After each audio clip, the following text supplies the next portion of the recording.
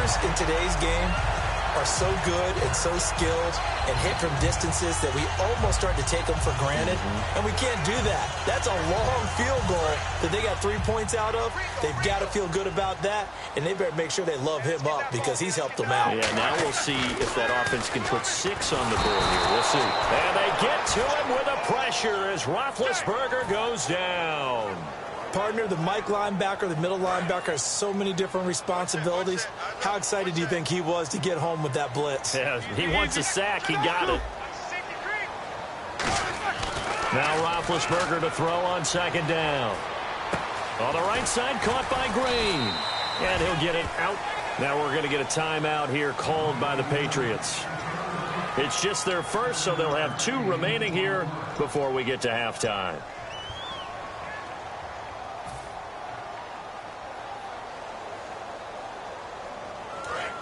Looking to jam the receivers at the line here. Press coverage look defensively. An extra corner on the field for New England here on third down. Yeah, another DB.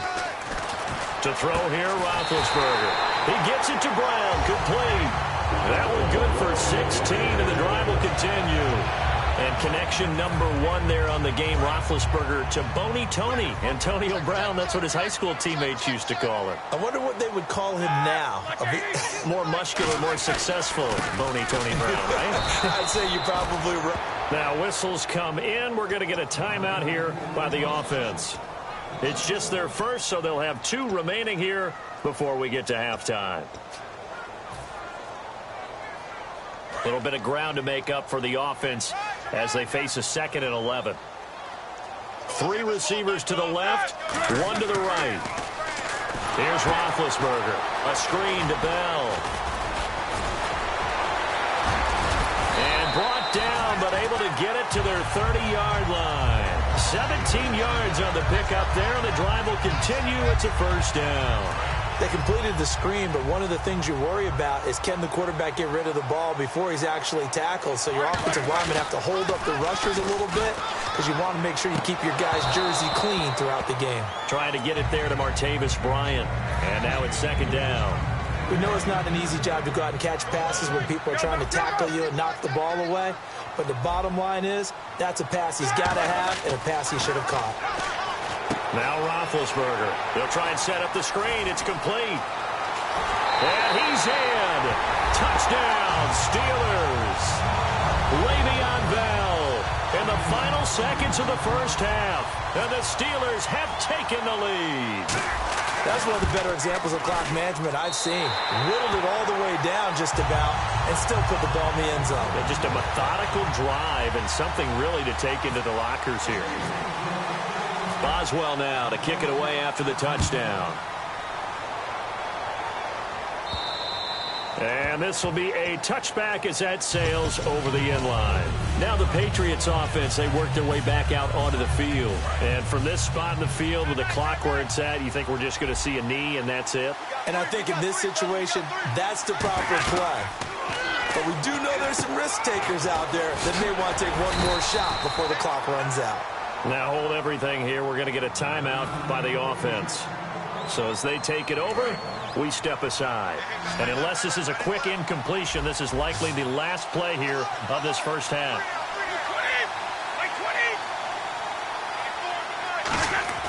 The final shot before half for Brady. Oh, the ball comes out on the hit, but they'll say it's incomplete. Martellus Bennett, the intended receiver. And it's 3rd down. And the offense looking to pick up the first down after the 2nd down incompletion.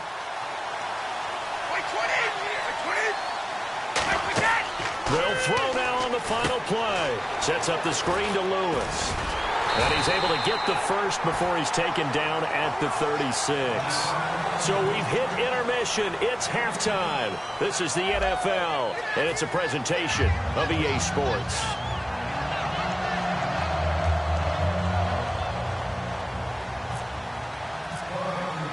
Both teams appear ready for the fight ahead, and we resume action here in quarter number 3.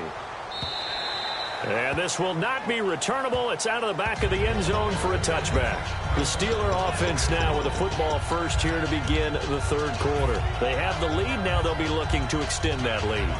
And this is where I enjoy talking about one of my favorite subjects, tendency breakers, or counters as I also like to call them. You've done things in a certain way in the first half, and they've had the ability to see what you've done. They're going to make their adjustments. So guess what? You adjust yourself and try and stay ahead of the pace because you are looking for some separation in this ball game. The adjustment to the adjustment. Without a doubt. Show them one thing, hit them with something else. 4 yards remaining now on second down. They come up with one running back. That's Bell. And he'll get it up the middle. And some room to roam now. And he'll cut it out to the sideline. It's a big run that time by Bell. 59 yards on the ground. And for those worried about whether or not Le'Veon's explosiveness would return, I think we just had our answer. ACL? What ACL? This guy's back running as if he were totally healthy and never had an issue. Now Roethlisberger, Eli Rogers, the intended receiver. That'll bring up second down. Pretty good coverage there, and both of these defenses, they've had good coverage throughout this one. No doubt about it, and in today's NFL, where we're used to a bit more scoring, this feels almost like a well-pitched game in baseball on both sides, where the tension continues to build. Who's going to make the big play? And they still need 10 yards here to find pay dirt. It's second and goal from the 10. And running room hard to come by here. He gets it down to the 8. It's a pickup of 3, but still a little work to do on third and goal. Partner, I know we're in a goal-to-go situation, but my goodness, think about running the ball here. Not even a thought, is it? Defensively, they're in a prime spot. And I think the defensive guys are probably expressing themselves to them as well. I wouldn't run it here, guys. You might want to try throwing it. So much about this game is just understanding situations and then having to execute, isn't it? Guard the first down sticks. Don't let them get there. And they rallied and made the tackle. And Boswell's kick is good. And they will stretch their lead to 10 now at 13-3. So put 3 on the board, but from inside the 5. And I know we use this phrase a lot, but that's a big-time win for the defense. It sure is. You've got the short field behind you, so you can afford to turn up the pressure. And that was a nice sequence there to keep them out of the end zone. And he'll take it back to about the 19-yard line. A look at the offense now here, coming back out on the road for their first possession of the second half. They're down in this game. A chance for the offense, though, to put something on the board, get some momentum here in half 2. Try and get things kick-started for them. And you know at the half, they discussed how they were going to get that done. This is where scripting comes into play a lot of the time. How many plays do you script coming out of the second half? Most of the time in the first half, you're scripting 12 to 16. I think in the second half, you're really scripting more like 8 to 10. Kind of a starter or an opener, whatever terminology they use. Just something to get you off to a quick start.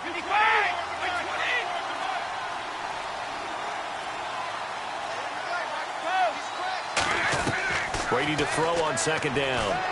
Going underneath to Blunt. And he gets this up just shy of the 30 to the 29 before he's out of bounds.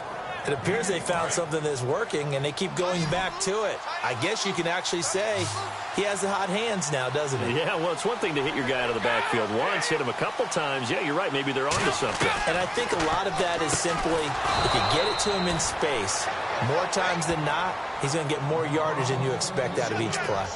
There are a lot of tough routes to try and cover.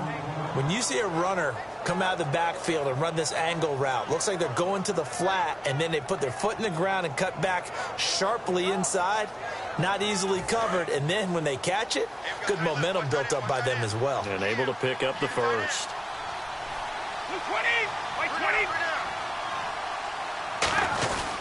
Here's Blunt. And nothing doing. He's immediately taken down at the line of scrimmage. It's a loss of a yard there, and now second down. When you put together a formula for winning defense, it's exactly what we're seeing in this game. Controlling the line of scrimmage, attacking, and changing everything so that now they're playing in the offense's backfield. They're playing an excellent game.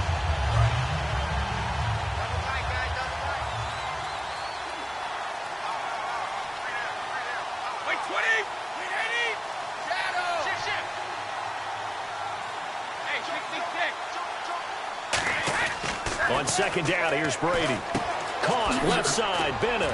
And to the 42-yard line here and brought down there. And they'll get 9 there as that sets them up better for third down. Coaches always harp on the quarterback reading the defense and getting it to the open man. That's good recognition there. And how about what he did after the catch? Yeah, hit your tight end. Let him get some rap. Yeah, when he gets moving, not many guys want to come over and put it. Looking for Amendola, and it's intercepted. A great read, and it's picked off. And he's able to get it back here to the 43-yard line. And the Steelers...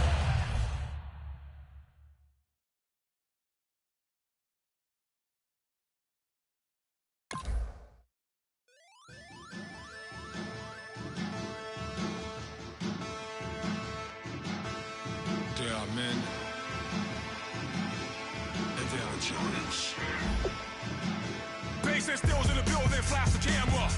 I'ma drop the hammer. Things done changed, the hip-hop sizzle and Bobby out the slammer. Hip-hop start on the East Coast and then move west now down to Bama. I'ma bring it back to New York, hold on, then throw your hands up. Pass me a cup of the in the club with the juice in the get bent out. Then I'ma slide with it to my ride and head up to my penthouse. Oh, I'm not trying to take it slow, working hard, cake and dough. Open up 24, we striving for that goal. I'll stop for nothing, I will play this game that's so easily started, not so easily parted.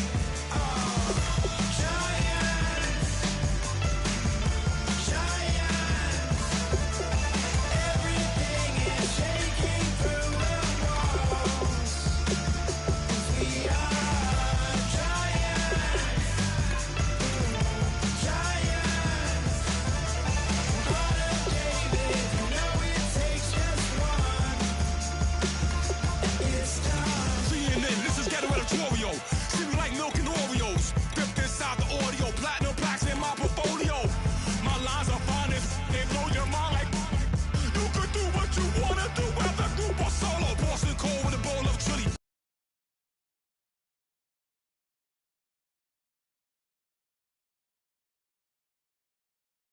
Rolling Philly, I'm a patriot, don't do a hatred. If you make that beef, I'll smack you select. Back up on this, before you with this. You better walk up and off the building up. Yes, oh, got the heat up the show. Face up thermometer, I'm gonna take full control. Hey, Paul, let him know. I'll stop for nothing, I will play this game that's so easily started, not so easily parted.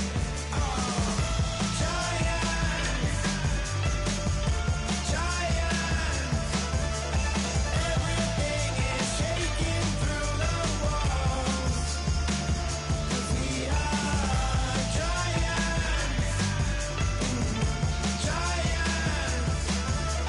Heart of David, you know it takes just one. GTR.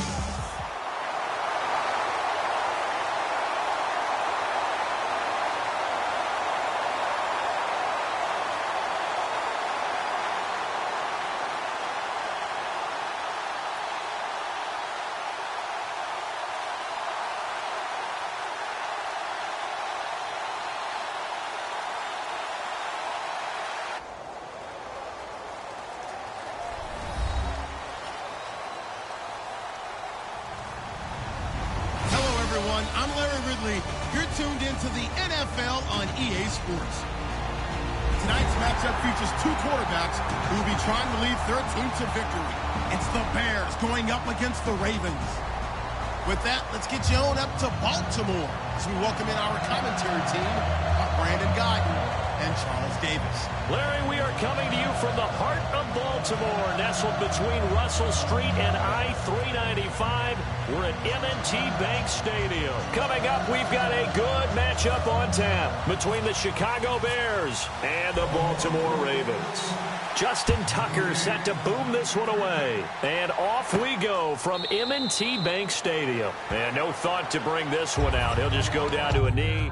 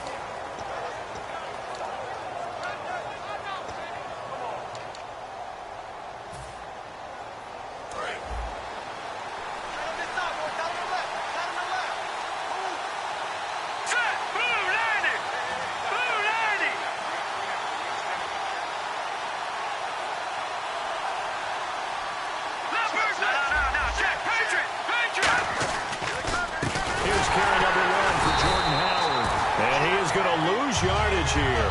A loss of a full 3 yards, and now it's second down. You remember Timmy Jernigan at Florida State.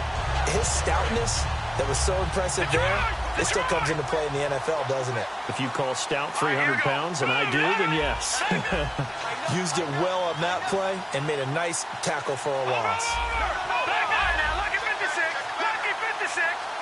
They'll need to get the play off quickly.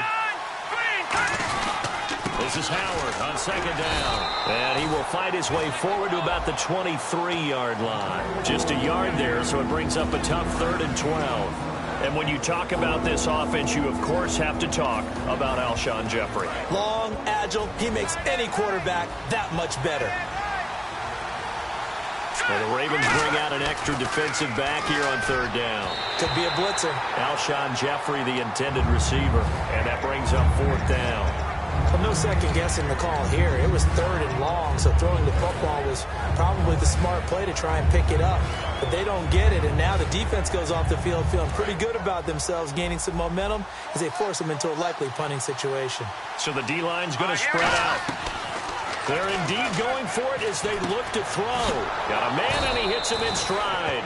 And he's taken down at the 43, but not before picking up the first. Brandon, I have one word for you after that completion for a first down. Lucky? Analytics. Well, the analytics say punt the football there. So we're changing to analytics as we go, right? What a big-time play for them, and really took a big-time chance. Yeah, big-time first half chance. And this one's going to go the wrong way, losing yardage back at the 42. That's going to go as a loss of a yard, and it'll be second down.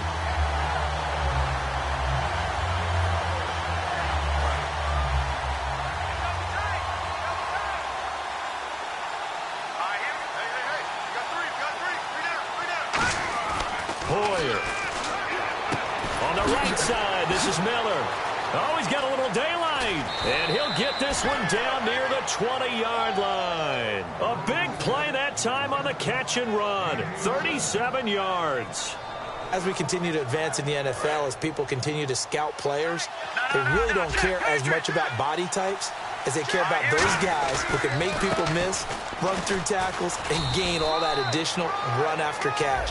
Anybody who has that ability, they want them on their team. And here are the Raven defensive starters. When it comes to Elvis Dumerville, just throw your tape measure right out. He fits none of the qualities that you're looking for in terms of height, weight, speed. But he gets to the quarterback and puts him on his back. Now he'll dump it underneath to his running back, complete. And he'll go down here at the 12-yard line. It's an 8-yard pickup, and that'll bring up what looks to be a 3rd and inches. Can't be more than a half a foot.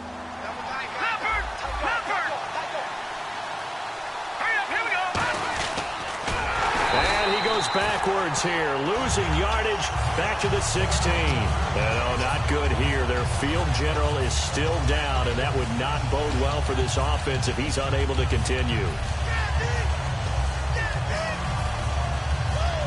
And look at this. They're keeping the punter on the sideline. They're going to go for it here on the opening drive. 4th down. Here's Cutler. Can't find anyone open. Now he's flushed out left. And it is incomplete. The Bears tried it on 4th down, unable to convert. And this crowd loves it as their guys hold on the opening drive.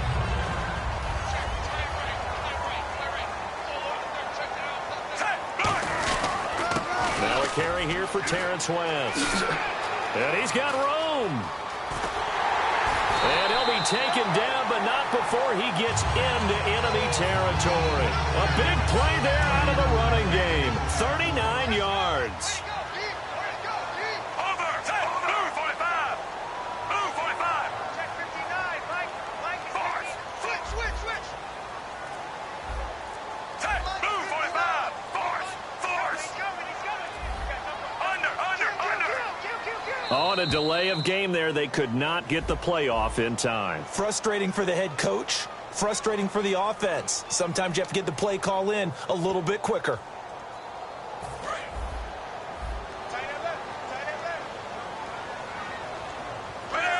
Move, 45.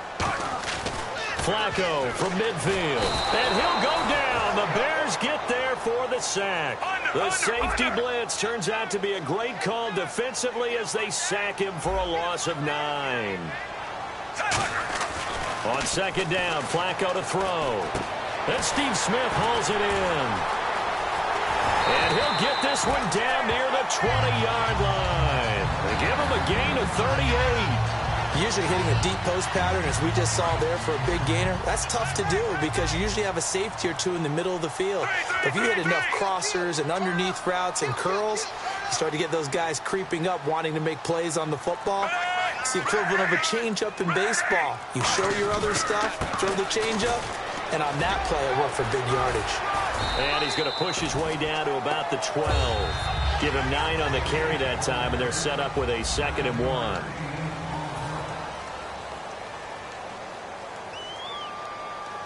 And after the play on the ground, that brings up 2nd down here.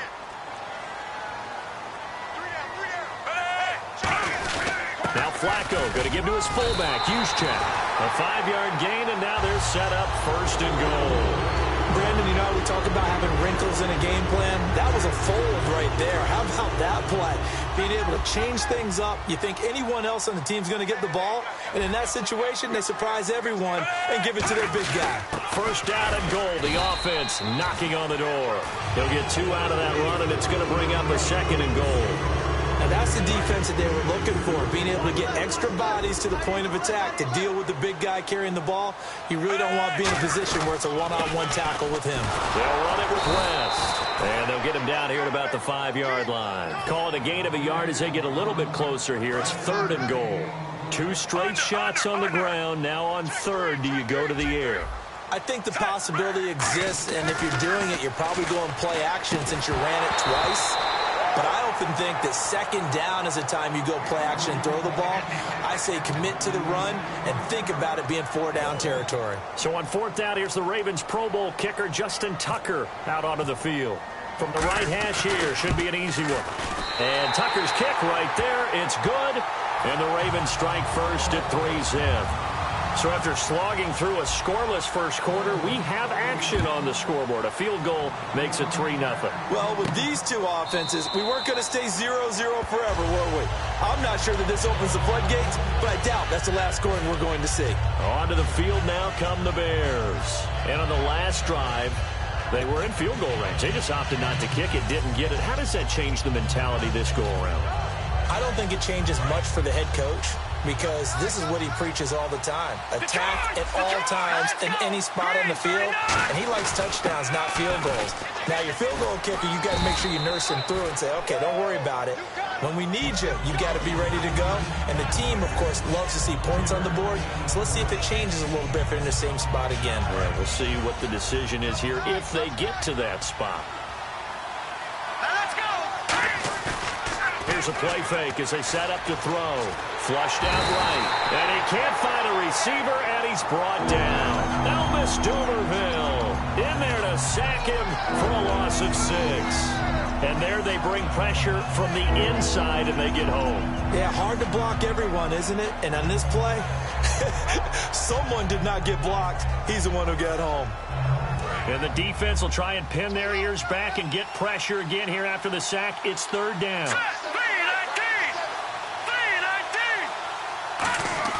Here's Hoyer.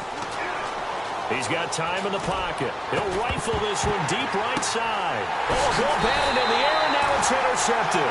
Picked off by Kyle Arrington. And his guys are going to get the football at their own 47-yard line. The Ravens offense now, they get ready to head back on the field. And they had 3 points last time, but they didn't want 3 points because they were well within range of scoring a touchdown. We'll see if they can do better now. I'm with you on that one. Let's just go ahead and be frank about the whole thing. The only one happy about the 3-point kicker. Exactly. You put it through the post. That's going to help him at contract time. But that offense, they're thinking, let's get in the end zone this time. I don't know if that helped him at contract time. You could have kicked that one through. I don't know about that. I don't know about that. Super toe. They'll run again here with West. And he is going to lose yardage here. He lost 2 there, and it's 3rd down. As a guy carrying the ball, your eyes are going to direct your feet, and you're hoping they carry you to the open spaces. But it's awfully difficult at times because you have so many things you have to look out for. Where's the line blocking? Where's the traffic? Under pressure, and Flacco's going to be dropped. Leonard Floyd in there to drop him for a loss of 10. And it'll be 4th and long. So on 4th down, here's Sam Cook to punt it away.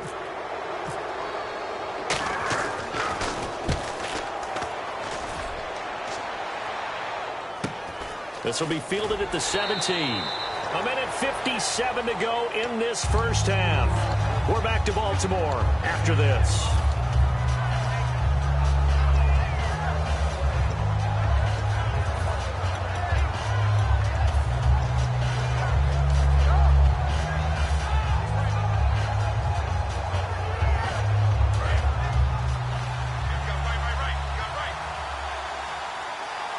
One receiver left, 3 to the right. And no press coverage here. They are backing off in the secondary. Sliding out of the pocket. Now he's going to throw it back deep over the middle. That's caught inside the 20. A huge play there for Chicago. 61 yards. And the defense with their backs against the wall a little bit here as the offense is in the red zone. From the red zone now, they'll look to throw. His pass caught at the 4. It's a good gain of 11, sets him up 1st and goal.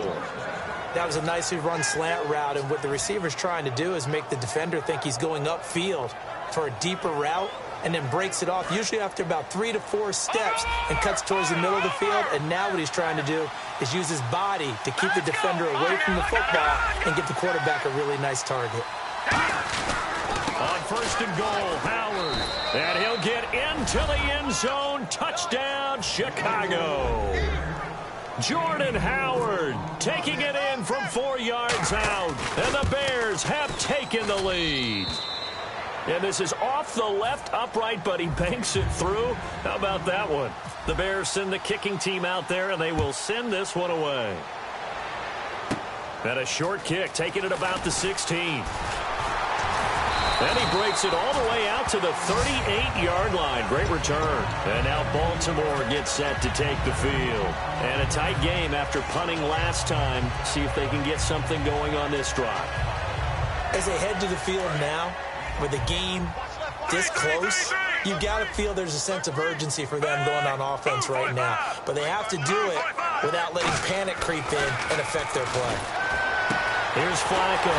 Smith catches left side. And Steve Smith still making catches on Madden, but his career is over, finishing it with over 1,000 grabs, over 14,000 yards, and 81 touchdowns. And no one went out better, as far as I'm concerned, than Steve Smith. Did you see his letter to the commissioner? Tell me about it. Where he said that I will no longer be around to antagonize defensive backs. And he did just that. Agent 89 out. And while that touchdown does not give them an insurmountable lead, it's still a lead, and that always feels good to a team. They'd love to take that into the lockers, but a little time left on that clock, so some work to do. I like that. I like how you're guarding against a letdown there. Marty looking forward. Coaching them up from right up here in the booth. And no run back here. This will be a touchback, and it comes out to the 25-yard line. And now Chicago getting ready to go as they take the field. And what do you think goes on here in this situation? If you got the football, you're trailing, you're back in your own territory with just a little time. Do you try something? You're thinking about jump-starting your team, right? You just mentioned it. They're down. They're trying to get back into the game. But you got to figure, if something goes wrong, you may have put yourself in a spot where you may not be able to come back in the second half. Managing risk, this is a big decision here. A well-executed screen pass means the offensive line has bluffed the defenders. They make them think that they could just get through and get to the quarterback. Instead, they're setting them up. Little screen pass, lofted over them, and now they're in front, and they get downfield for big yardage when they do it right. That is caught right at the 10-yard line. And he takes this one in for a Bears touchdown. Eddie Royal, 25 yards for the touchdown. And the Bears have retaken the lead. And oh, he missed it. It's no good. And that will keep this a 3-point game. The Bears send the kicking team out there, and they will send this one away. And a fair catch signaled for and taken successfully. The Ravens offense now, they get set and head back onto the field.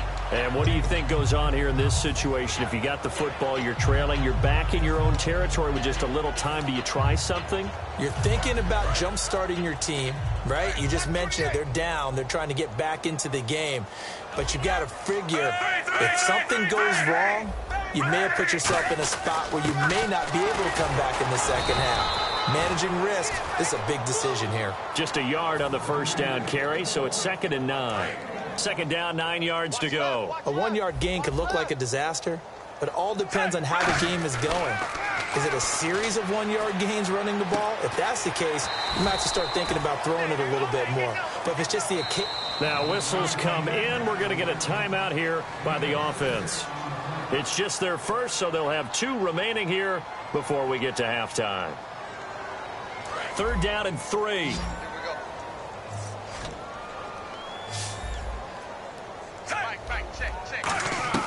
Flacco to throw here on 3rd down. He's going to loft one deep left side here. A fight for the football, and it's intercepted. Picked off by Bryce Callahan. And his guys have got it back at the closing stages of the first half. And now Chicago getting ready to go as they take the field. And you got to think, if this is anything other than just taking a knee, I'd be very surprised. Yeah, they've got enough to talk about at the half. Why do anything else? Just get out of there. All right, here we go. 3-19. They go with Howard to begin the drive. And he's going to be taken down here as that will lead us to the end of the first half of play. We have hit halftime. Still 2 more quarters to go. We'll take a timeout. We'll be back after this. You're watching the NFL, and it's on EA Sports. It's in the game. That'll be taken in the end zone.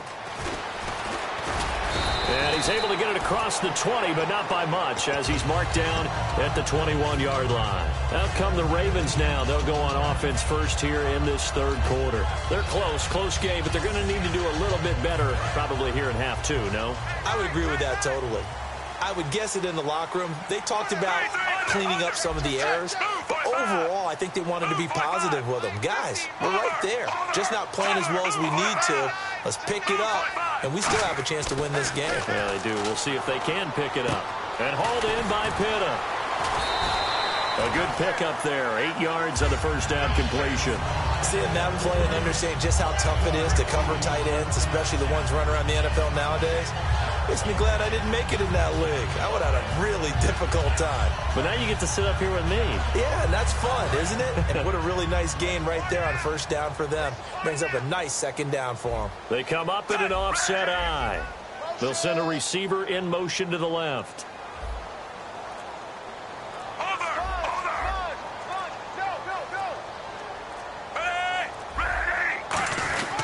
Now West.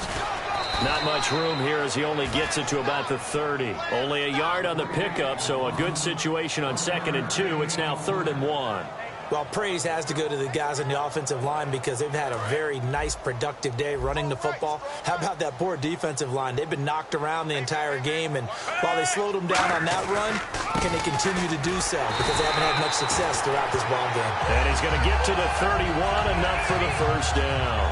3rd and 1, partner. No need to be fancy there. Just use some force and move forward and pick up the first down. So they pick up the first down after the run, and now they approach for the fresh set.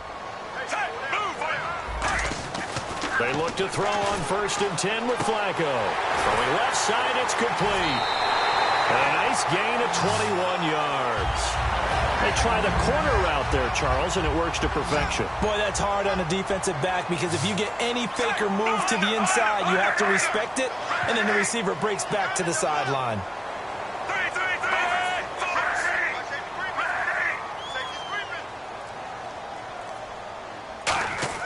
First and 10 here for Flacco. And a quick throw here, that's complete. 5 yards on the catch there, brings up 2nd down. And that's one of his advantages of a passer, is it not? With his height, setting back there in the pocket, firing over the middle, he can really see everything clearly. It is, and I know that other quarterbacks get it done different ways, all right? You don't have to be his height to make a great play, but what he does is he takes away having to make those slide steps in the pocket to find angles to throw the ball through. He just throws right over the top of it because he can see everything, and sometimes that saves time and gets the ball to a receiver quicker.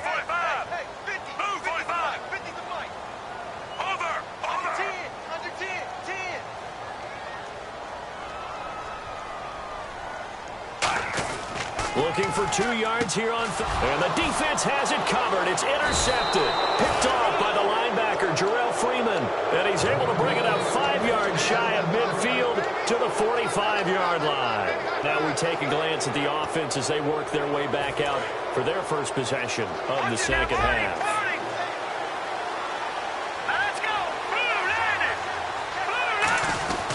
They'll begin the drive with Howard. And he's going to be met at the line of scrimmage and taken down. It's a loss of a yard there, and now second down. Well, in that play, the expression, don't blink, you might miss something, certainly applied. That was fast. Defense diagnosed the play, and it was over in a heartbeat.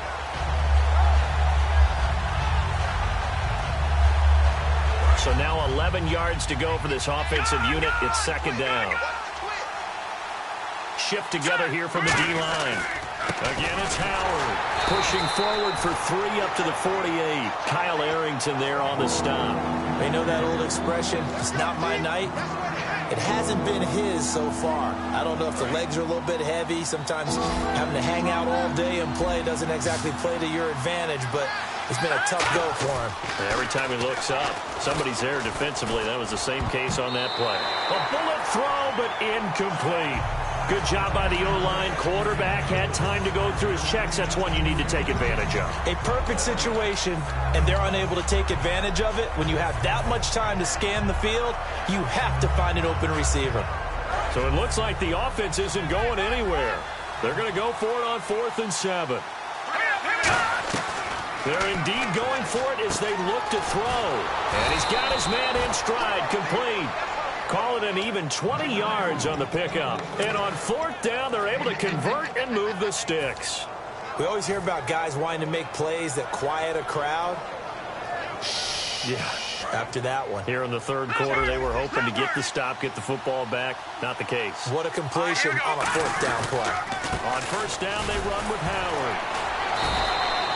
3 yards on the pickup there, and it'll be second down.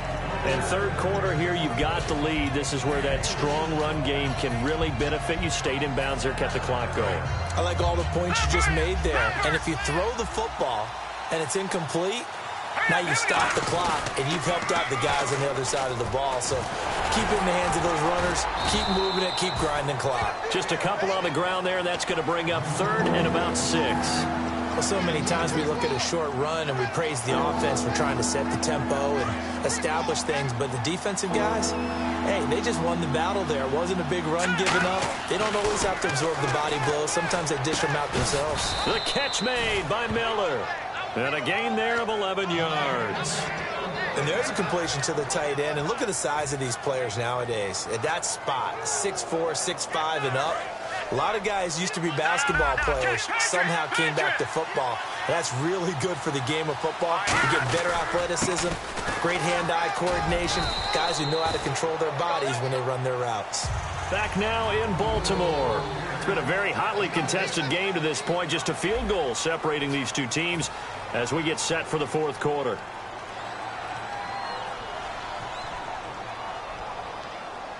Second down following the run.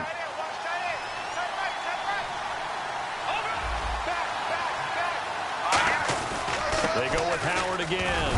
And he's going to be brought down just shy of the 5 at the 6. 4 yards on the play, and that leads to the 1st and goal.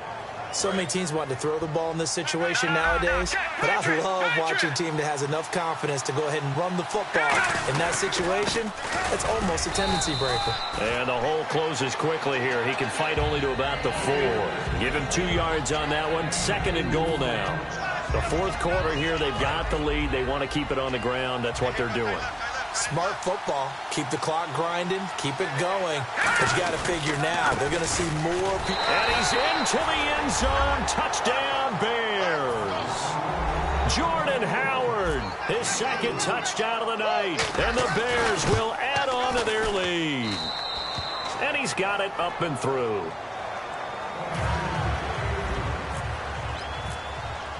The Bears send the kicking team out there, and they will send this one away.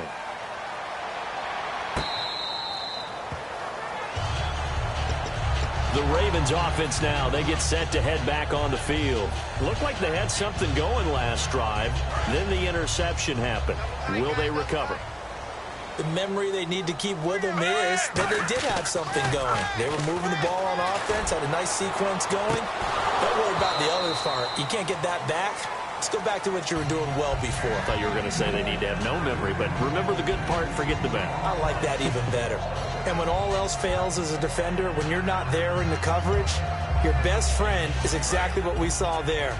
A big play shot taken by the offense. Unfortunately, it ended in a big drop. 2nd and 10. Flacco once more. And he's going to be wrapped up and driven down. Danny Trevathan in from his linebacker's spot. He's able to drop him for a loss of about 10.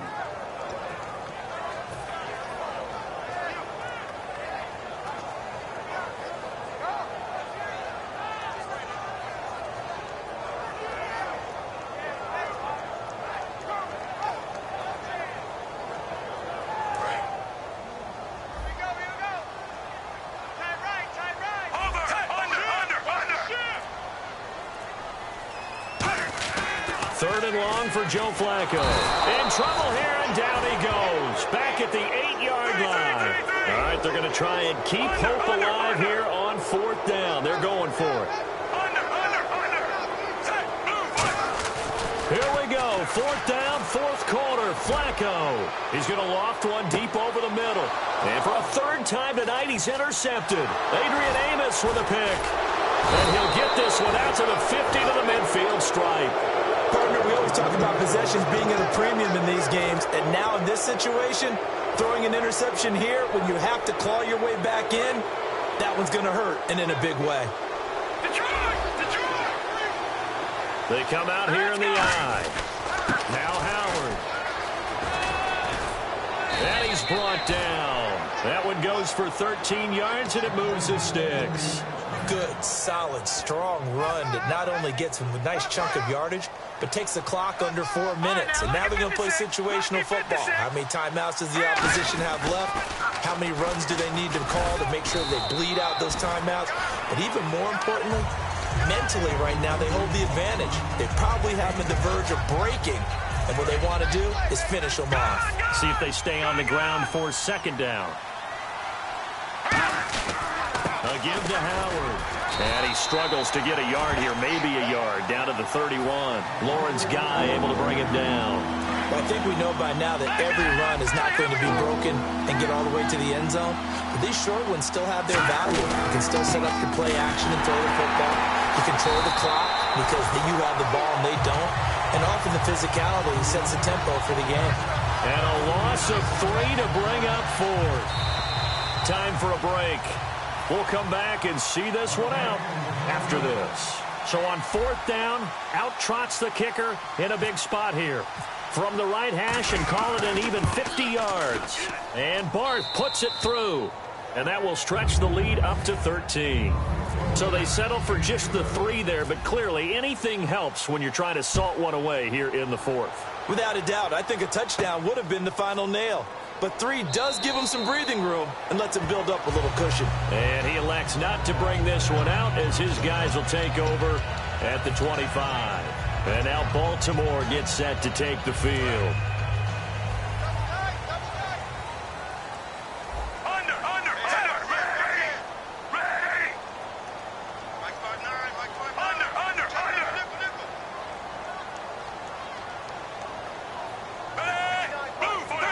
The defensive line disperses a little bit here, maybe expecting a pass. Under pressure, and Flacco's going to be dropped. Danny Trevathan in there to take him down, and the clock will roll. Well, so much for setting the tone of the drive offensively. Giving up a big sack that loses that kind of yardage, not a great start. Now a desperation throw deep downfield, and the hit jarred it loose. It's incomplete. On every offensive coordinator, every play caller sheet, they have about 5 or 6 plays per game that they call shot plays or big plays, and you don't get many opportunities to dial them up, and they just did. and they drop it with a great chance to make a big play. Under a heavy rush, and down he goes. Jarrell Freeman in there to get him the 6th time they've sacked him tonight. Man, he got in there so quickly, Charles. What could the offense have done to adjust and account for that? But what you're hoping is that you figure out and you see and get a clue that maybe there's going to be some pressure coming at you, and you change the blocking schemes. Maybe you go to max protection. The biggest one is maybe you bring your running back in to try and keep you clean. But in that case, that didn't happen. Zero accountability, and a sack resulted.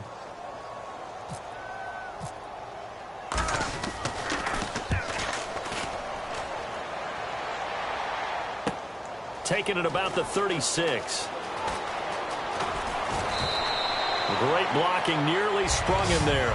28-yard return. And it'll be a short field for the Bears as they take over 1st and 10.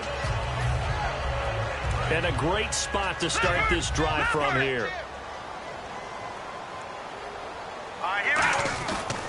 On the handoff, this is Howard. And a short gain down to about the 33. Give him 3 on 1st down.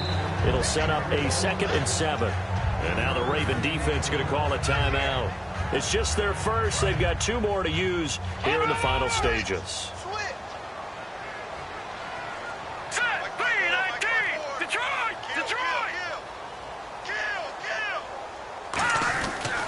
They run with Howard. And he'll get this down. And now the Ravens are going to take another timeout. That'll leave them with just 1 remaining in this 4th quarter of play. So they run it on 2nd down. Now let's see what 3rd down brings here for the offense. Running with Howard. Muscles him off. And cuts out right. Touchdown, Chicago. Jordan Howard, 30 yards. And the Bears capitalize on the fumble and turn it into 6. And to me, that touchdown allows you to start grinning widely on your sideline. I think they pretty much locked this one away. Yeah, that's the clincher, the proverbial icing on the cake, if you will. Protection was great. He had time to set up a campsite. But in the secondary, though, they were ready. And I think that in most places on the field, if you have that much time to throw the ball, someone's going to shake free and you'll find an open receiver. But condensed near the goal line on a 2-point conversion, all that exit, there's not any extra field. So it kind of closes in on them, and that allows you to cover a little bit better. On 1st down, Flacco. He's going to let it fly. And for the 4th time tonight, it's an interception. Picked off by Bryce Callahan. And a big turnover there as his guys will get the football back. And now Chicago getting ready to go as they take the field. They have the dream scenario you hope for coming into the game. Just 1 kneel here, and this game should be over. And it's always the final play of preparation each week. The practicing of the kneel-down formation, the victory formation. We've got a game in hand, and that's all they're going to... Now hold everything here. We're going to get a timeout by the offense. It's just their first. They've got 2 more to use here in the final stages. And after the play on the ground, that brings up 2nd down here. They come out here in the eye. And they'll try the ground game here with the running back. And he is going to lose yardage here. It'll be a loss of 1, and that's going to bring up a 3rd down. Brandon, that play ended so fast, it's almost as if the quarterback handed it to the runner, and the tackle was there right away for a loss of yardage. On 3rd down, this is Howard. And this one will go to the 28-yard line. And whistle blown, a timeout here is taken, and it's taken by the kicking team. That'll leave them with just 1 remaining in this 4th quarter of play. And with things looking pretty good on the scoreboard, they're going to keep the offense out there and go for it here on 4th. On 4th down, it's Howard. They had to go for it with such little time remaining, and the Ravens get the football back and in great shape. And now Baltimore gets set to take the field. They've lost this one. Their offense has struggled. Do they try to put together something here at the end just to take into next week? Yeah, sometimes teams want to do that and coaches want to. I remember one time I was on a team and we were losing late in the game like this, and you knew it was lost. It was over, right? And the coach called a running play and pretty much said to everyone, I want to see something executed well before we get out of here. And that was the message to the team. Just something to build on. Just something to build on, get it done, and maybe we can look at that and say, we'll get better as we go forward. All right, Charles, so you win the game. Not only do you get the W in the left-hand column, you get some momentum for the coming week. Now when you go into the week and you're telling the guys what mistakes have to be corrected, what we have to do to win going forward, you have their full attention. They're excited, they're happy, and they know if they can build that momentum, they can ultimately achieve all their goals.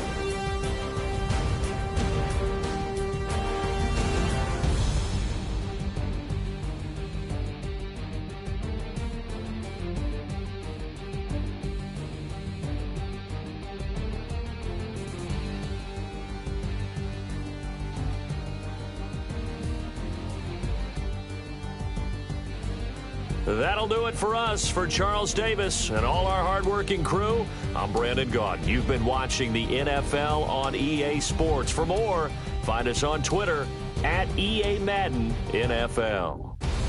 From Baltimore, good night, everybody.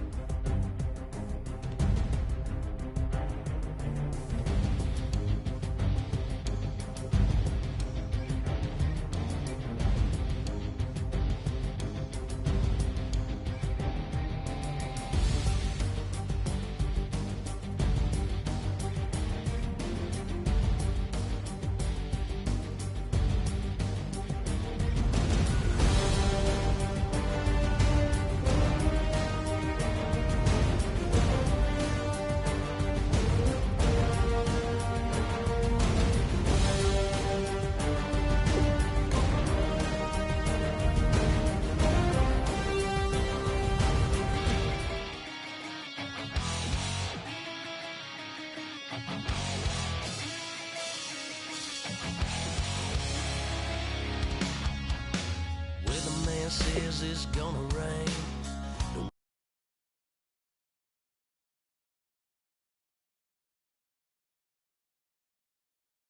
Won't change a thing. Yeah, we still got plans tonight. We're gonna kick it, that's a given, baby, rain, shine. Leave your Sunday best at home. Be the last time you wear what you got on. Bikini top, cut off jeans. Baby girl, you know you're looking mean. She said, how we gonna make it through the mud hole? Won't you think you got swampers on my truck floor? It's somebody to get down in the dirty South. I'm about to show you what it's all about. But don't worry, it's a rowdy crowd. We ain't scared, but still throwing down. We gonna tap, light that fire. We gonna crank that country. Pass that, get thirsty. Let it rain, let it rain, let it rain. Listen,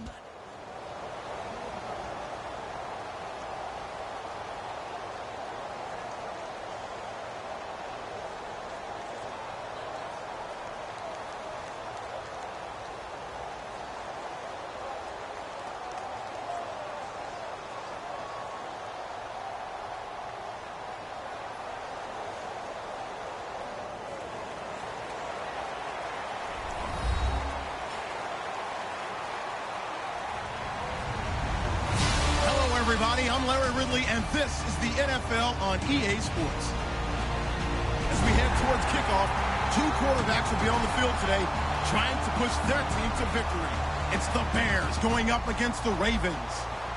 With that, let's get you on up to Baltimore as we welcome in our commentary team of Brandon Guyton and Charles Davis. Larry, thanks. EA Sports coverage of the NFL brings us to the Inner Harbor and M&T Bank Stadium in Baltimore, Maryland. Straight ahead, we've got a good one on.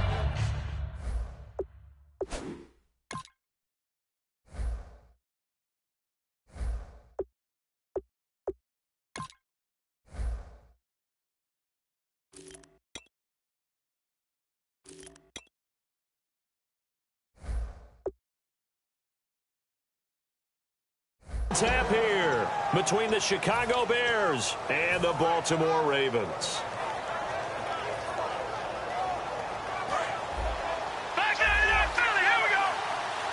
They'll come out in the pistol. Our first carry now for Jordan Howard. Only a couple there as he'll be brought down about the 28. The linebacker C.J. Mosley in on the stop. And we get a peek at the offense and a peek at Alshon Jeffrey. An absolute matchup nightmare for any defensive back. Size, speed, terrific hands.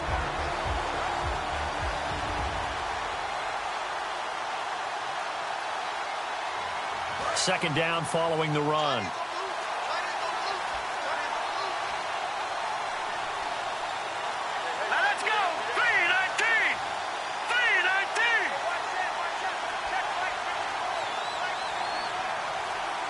The play clock's running down.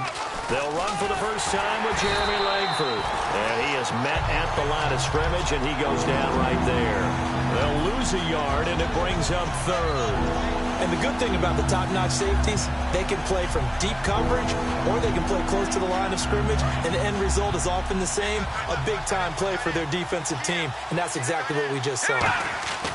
Here's Hoyer. And he's got Miller. And he's got the first before he's brought down at the 39-yard line.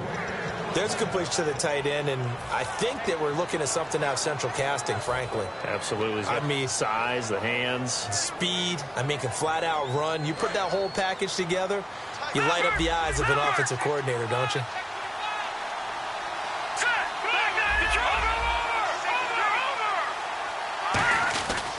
And he'll give it here to his running back. And he stopped immediately there. No gain on the play there. Second down. The starters now defensively for Baltimore. C.J. Mosley's your prototypical Alabama linebacker. They'll come downhill and smack you, but they understand the game so well. And to give this time to the tailback. And able to get a couple as he's across the 40 to the 41. And what a rookie year by Jordan Howard. When you go from number 3 on the depth chart all the way to number 1 and finish with over 1,300 yards, that's what I call a big-time season. Well, those 1,300 yards, second in the NFL, also set the Bears' rookie rushing record, so something for them to build around next year. Without a doubt. So 2017, it starts in the running game with Jordan Howard in Chicago. Cameron Meredith, the intended target, and that brings up fourth down. Oh, man, that was close. The opportunity to change momentum, big play, right in his hands, unable to come down with it. A sigh of relief, no doubt, on offense that fell harmlessly to the ground. Okay, look at this. The punt team nowhere to be found. They're on the sidelines. Offense going to go for this on the opening drive. Now Hoyer. And this is incomplete. A surprising move here on the opening drive of the game. And the Ravens get the football back and in great shape.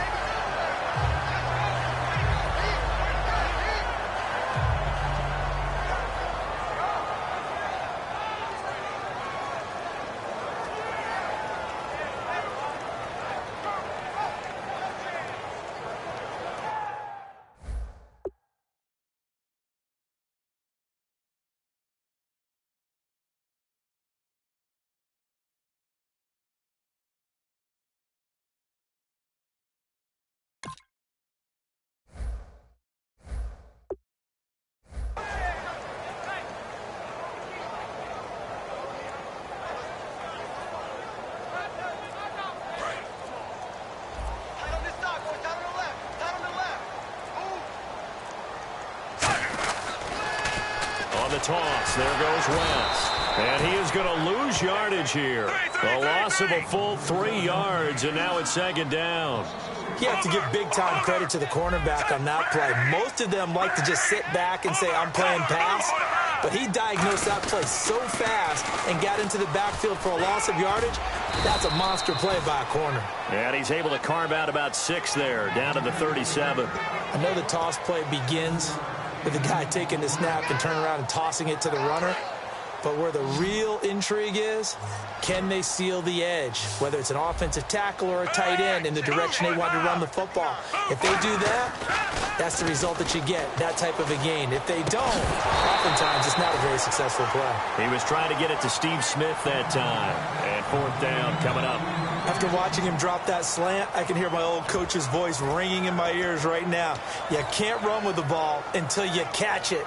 Trying to get those rack yards before he secured it.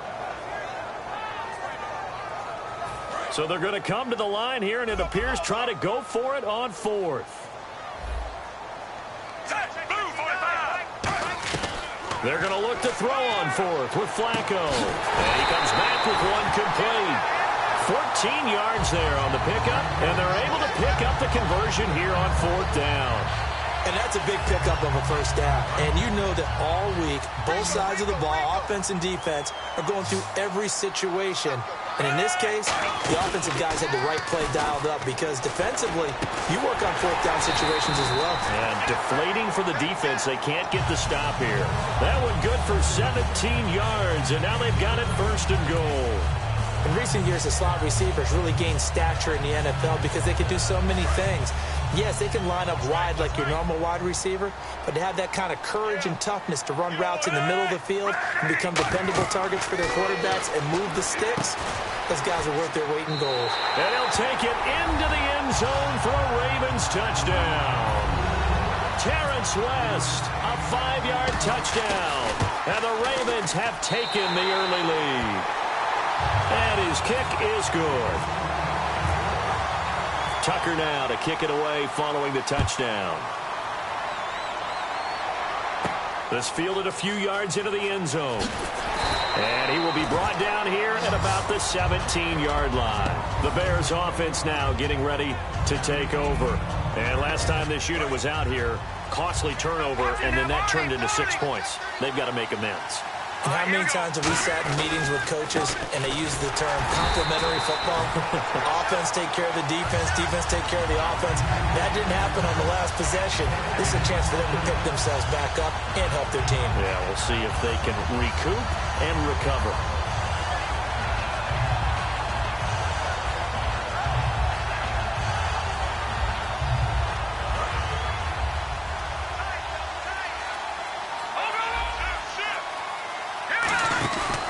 They go counter with Howard. And again, he's going to be stopped up right at the line of scrimmage. Back-to-back stops make it 3rd and 10. So a couple failed attempts here for the ground game, assuming you pass here on 3rd. Doesn't look like you're getting anywhere running the ball at all, so I would agree with you on that one. You got to think about going to the air to try and pick up the yardage you need. Anything in particular you look for on 3rd and long? I don't think you go play action here. Just go back in the pocket, get out your hands pretty quickly, and let your receivers do the work. Brandon Gaudin, Charles Davis back with you as it's Bears football here to begin quarter number 2, but likely not for long as they're in punt formation to kick it away. The offense staying out there. They look prepared to go here on 4th and 10. Here we go now. Green 39. No. Check. Patriots. Here we go now. Green 39. No. Check. Patriots. They're going to try and throw. And Jeffrey's got it. And he's able to get the first before he's taken down at the 36. Both sides were holding their breath there on that 4th down play, and the offense can breathe a sigh of relief. And both knew exactly where the first down markers were. You know the defense is trying to guard those sticks and try and keep people in front, but somehow, some way, those guys found a way to pick it up. This is Langford on 1st and 10. And he'll fight forward maybe to the line of scrimmage, but that's all. Credit him with a 1-yard gain there to make it 2nd and 9. Partner, we know today's NFL is really built around the guy throwing the football. But these short runs, they still pay dividends because they can take their toll on a defense and they can add up as the game goes along. You control the clock, you control the ball, and that way you often control the game. See if they stay on the ground for 2nd down. Again, we'll see the pistol here. They'll run from the pistol with Howard. And he takes this up right near the 45-yard line. Call it an 8-yard gain. Much better shape now on 3rd and just a yard. And that looked like some pretty easy yardage there right up the gut. And he's a guy that has some height to him. So when you don't have to drop a shoulder or create or get through contact or trash, it makes it a lot easier to stay upright, see the field, and make a run as we just saw there. And he will have the first down as he's brought down up near midfield. Everyone understood their role on that play. 3rd and 1, you know the defensive guys, they're trying to get down and get low and get leverage on the offensive lineman, but they didn't allow that to happen. They created a crease and allowed him to get through for a first down. Pitch comes to Langford. And he's able to get this one down to the 40-yard line. It'll go as a gain of 10 there. And the Bears are going to get a first. Absolutely love the run right there. This guy's known for his quickness, but also for his speed. He's able to get to the 2nd level almost before you blink if you give him any type of blocking. Always talk about slot receivers. They're usually known as quicker than fast. In this case, we've got a guy who's quick and fast, and he used it to great advantage. Now this will be the 9th play on this drive. They come out here in the eye. They'll give it to him right up the gut. And nothing doing. He's immediately taken down at the line of scrimmage. Back-to-back 1-yard runs here, so that leaves him with a 3rd down and 8. I do know from experience that when you slow down someone's running game, you're now doing the dictating on defense. And guess what? Now you're getting ready to tee off on their quarterback because they have to throw it all the time. But you still have to be alert for the draws and other plays of that nature to make sure you don't get hurt. And incomplete. The contact made the ball roam free and brings up 4th down. I know tight ends love this route because a lot of times they'll fake a block first and get a little bit of space and then come across the middle because in their mind, they're thinking catch the ball and then drop the hammer on the little guys in the secondary. Unable to drop the hammer, he just dropped the pass. So here we go. The offense is going to stay out there. They're going for it on 4th and 8. Hoyer. And it is incomplete. Charles, switching gears as we glance at the NFL playoff picture and what's left. You got the Blue Bloods remaining. This decade, New England has been in the divisional round all 7 years. Seattle and Green Bay now 6 of the 7. That's consistency. That it is, and that means in the divisional round, you have teams like Houston. And he fires one that's intercepted. A great read, and it's picked off. And his crew will take over at their own 45-yard line. And now the Bears coming out as they get ready.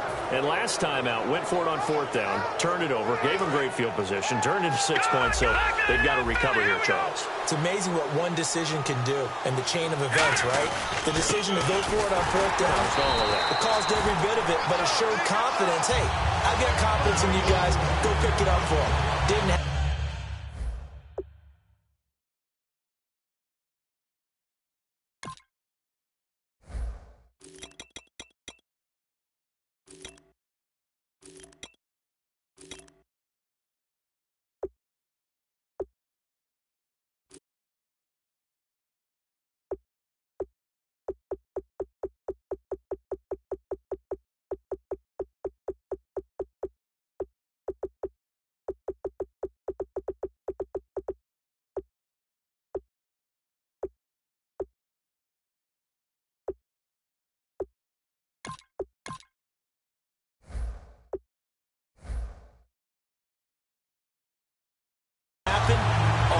confidence in the defense. They didn't pick up their end of the bargain, so now they've got to come back out and start over and rebuild that confidence.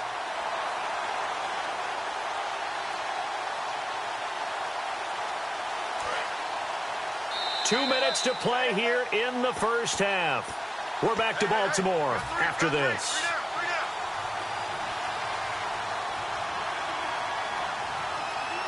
And the offense behind the chains here a touch on 2nd and 11. He'll look to throw. And Miller with it over the middle. 8 yards on the completion, but now they face 3rd down. They gave up the completion there, but this is what zone defenses count on. Catching the ball and not much run after the catch.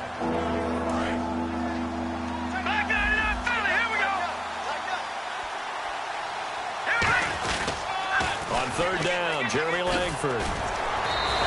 He lost 2, and it brings up 4th. There's another example of why they haven't scored any points so far. I think it's time to abandon the run game, spread things out, and go to the air. It certainly can't be any worse than what they've done so far. Here we go now. They'll try and throw for it here. Miller on the catch over the middle. Boy, a curious decision to go for it doesn't pan out, and that will force a turnover on downs. And now Baltimore gets set to take the field. And last time, 1-play interceptions, so this offense, they should be fresh. That's a good way of putting it. And I can't wait to see what they decide to do with play calling, because a 1-play drive where you throw an interception, a lot of people think the very next time out, run the football, don't give them a chance. Maybe play action? I think maybe you go play action, show your quarterback, you get a little confidence in him, and let him fling another one. Setting up to throw, Flacco. And hauled in by Pitta. For 5 yards on the play there, as the drive will continue. Completion was given up, but that's why you play zone defense, so that you can have people around the ball when it's caught, and you don't give up much run after the catch. 1st down and 10 now for the offensive group. They come out here in the eye. Throwing here on 1st down. Flacco. And it's knocked away and incomplete. Mike Wallace, the intended receiver. And it's 2nd down. Well, we're not playing 3 yards in a cloud of dust football anymore. I kind of get why those old school coaches sometimes didn't want to throw the football. Because if it's popped up in the air, it almost turns into slow motion, and both sides trying to get to the football, and you're holding your breath wondering whether it's going to go good or bad for your team. 2nd and 10. Flacco once more. Catch left side here by Aiken. 8 yards on the completion, but now they face 3rd down. And he went in route there from the slot for the completion. Love how he runs his routes because it's all setting up your defender. Give him a little something one way, take it the other way. Head and shoulder fake. Sometimes you make one step to the outside, then break it inside. Really well run route. Really good, smart play by the defense, understanding 3rd and short, guarding the 1st down sticks, and being able to make a play on the football and bat it down. So they'll say no to the 50-yard field goal try. Instead, the offense out there, they're going for it. They're going to try it. Here's Flacco. Over the middle to Smith. John Harbaugh not afraid to go for it this time. Doesn't work out. And the Bears will get the football back. And now Chicago getting ready to go as they take the field. And with time quickly fading here in the 2nd quarter, not sure how aggressively, offensively they want to play this. I think we'll find out just how much they trust their guys in this situation if they decide to take a shot.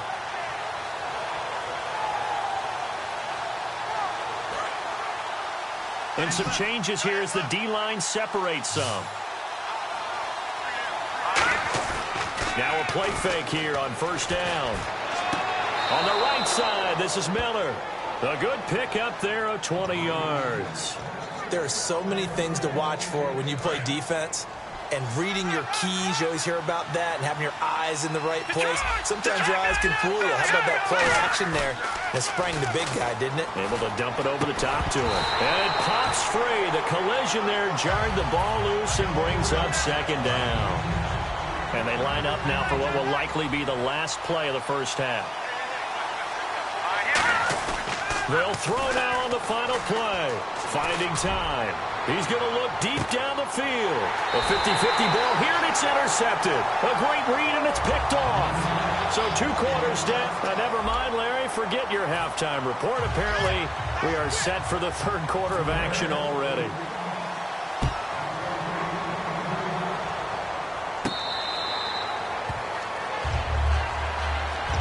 Come the Ravens now. They'll go on offense first here in this 3rd quarter. And this offense last time turned it over, went for it on 4th, didn't get it. They're lucky, though, because no points against the team on the board, but we'll see how they respond. Yeah, they've got to get a lot of credit to their defensive teammates, don't they? They had their backs on that last series, and because they did so, that allows the coach to still stay aggressive on offense and maybe go for it again in a similar situation. I was going to say maybe makes that offense feel good, but when you know you've got a defense making stands like that. Yeah, that'll loosen up things a little bit, won't it? Maybe you'll play a little bit better the next time you have the ball. On the ground, it's West again. And able to get this one across the 45 before he's brought down. 10 yards on the pickup there, and it'll give the Ravens a 1st down.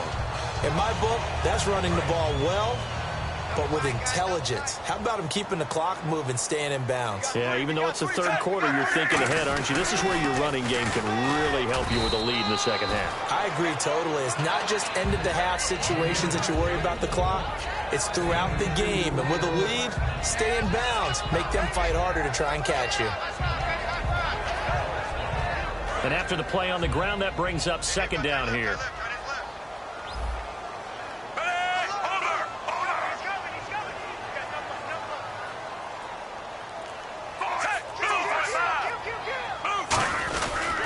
They'll run it here. This is Buck Allen. And he is swallowed up right at the line of scrimmage. And they'll lose a yard that time, and that's going to lead to a 3rd down. They're going to hurry back to the line now.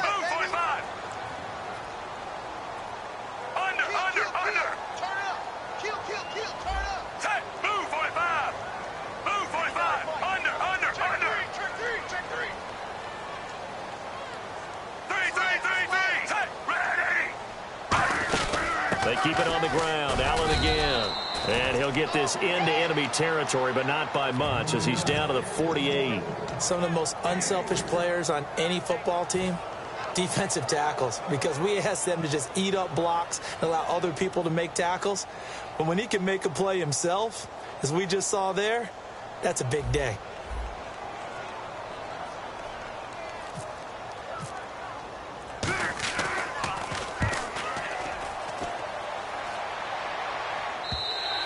And not what he was hoping for there, as this will hit in the end zone for a touchback. So here are the Bears now as they get set for their first possession of the 2nd half. They were able to get the stop defensively. Now a chance really to set the tone here in quarter 3. They can really take charge, can't they? And this is probably how it was drawn up at the half. I think we can go inside the locker room, all right? And I think we would see up on the grease boards, stop them defensively, get the ball back for the offense, and let's go downfield and score. Seems simple, right? The last part, we have to find out if that's going to happen. But the first part worked to perfection. Did exactly what they wanted, and now their offense has to pay it off. See if they can get the latter 50%. 2nd down following the run. And they're going to go soft on the corners. Boyer. Now they set up the screen. That's complete. And he'll be brought down right at the 30 here. It goes as a gain of 8 and moves the chains. For a second there, I thought that might break big. Screen pass. Looked like it was coming together. Looked like there was an opening. Still, ended up with a solid game.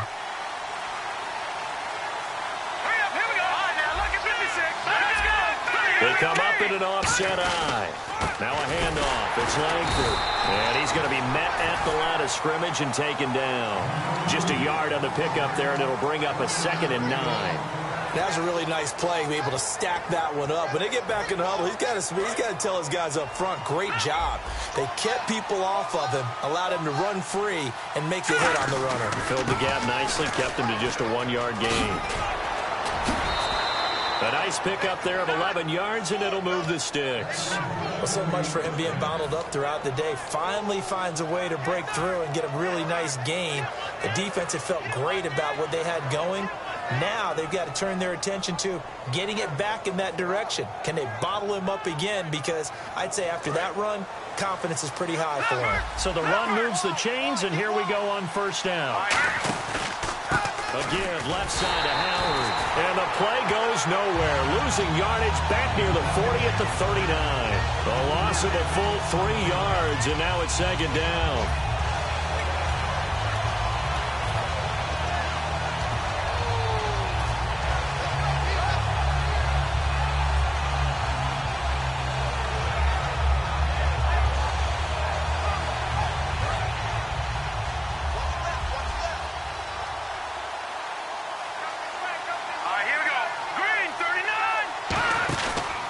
Play action, they'll throw. Completion left side to Miller. And taking it across midfield and just shy of the 40. And there they went crossing route against the zone defense. What do you think of that? Takes real coordination between the passer and the receiver, because you've got to read those zones and where the open spots are and be on the same page with the guy throwing the football. Because sometimes you're throwing it in front of the zone. Sometimes you're throwing it between the zones. Sometimes the receiver's going to just kind of find a spot and what we call sit down and present himself to the quarterback and throw it there. It's a tough read, but when they're in sync, it's really effective. Watch it now, Barney. No. Check, Patriot. Now, look at 56. Here's Hoyer.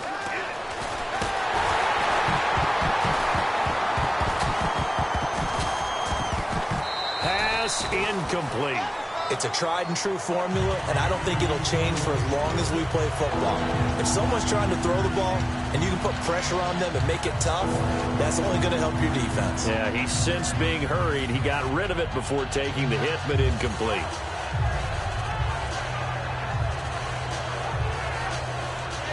Ninth play of the drive coming up, and certainly not an easy one on 3rd and long. Here's a play fake as they set up to throw. And he can't come up with a pick. Nearly his second of the game. Instead, 4th down. Well, he just threw an interception last drive. Nearly another pick. And things aren't very even right now, are they? It's a little bit sloppy out there, isn't it? It's kind of different driving on those paved roads and those country roads that have those potholes in them, isn't it? Because that's the way this game's going right now. A lot of bouncy bounce to it. You spent some time on some Tennessee country roads. I certainly have. Plenty of family back there. God love them. I remember in pregame when we were talking to him on the field, and he took his gloves off and showed us his fingers. A few misshapen ones in there, and now we know why, trying to catch those types of bullets. That was a dart. Yeah, even for a talented receiver, those are tough to hang on to. Give him 12 yards on that one. It earns him a fresh set of downs. It's really come into vogue to talk about the different gaps that the defense tries to attack in an offensive line. And most of the time we're talking about blitzes. How many times have you heard double A-gap blitz? Well, where is the A-gap? It's the space between the center and the guards, either side. So when you're having a double A-gap blitz, there's two guys coming through that gap. In this situation, though. And he is in. Touchdown, Chicago. Zach Miller, a 16-yard touchdown. And the Bears are an extra point away from tying the football game. And we are tied here in the 4th quarter. Set to go now with the kickoff. These two teams all even again as we continue in this wild 4th quarter.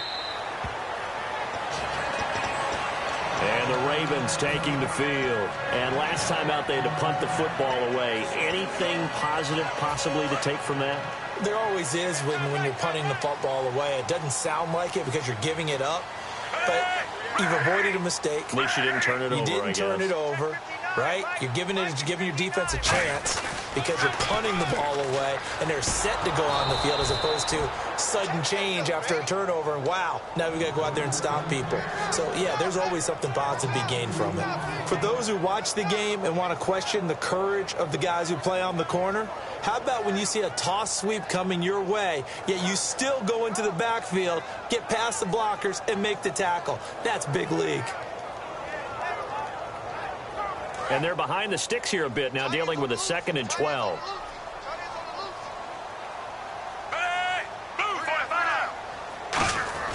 Flacco here on second down. Nowhere to escape, and he goes down. They'll wind up losing 10 on the sack, and it'll lead to a 3rd and long. Okay, you know my bias is about to come out here. A lot of people think that the offense is just moving in the wrong direction. I'd say they're moving in the right direction because the defense is pushing them back. Former defensive guy. Now, as a quarterback, 3rd and long, you really got to rally the troops here, don't you? Yeah, you're doing a big way, and what else do you have to look out for? More pressure coming at you because it seems to be working pretty well. They got pressure there and only rushing 3. And there's a defensive coordinator right now who is celebrating not just getting home with 3 there, but realizing if that's the type of pressure he can get in the entire game, then his pass defense is going to be excellent. You're dropping 8. Where are you going to go with the football? And it's fielded at the 34. 12 yards on the return that time. And the Bears take over. Here's the Chicago offense coming back out onto the field. And that recipe on their last drive that resulted in a touchdown looked pretty good, so they'll be hoping to do that once more.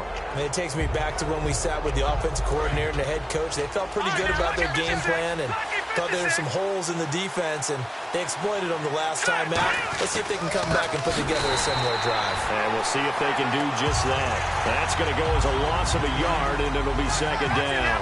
Hitting the home stretch here in a great game, a tie game. Let's see if the defense can get the stop they need to get the ball back. This is Howard on second down. 7 yards on the carry. Make it 3rd and 4 coming up. But you got to give kudos to your offensive line and the guy carrying the ball because they were in a 2nd and long situation. It seemed pretty dire, but they brought it back to 3rd and manageable with that run. And defensively, Baltimore's in a dime look here on 3rd. Now Hoyer throwing left side here, and it's complete.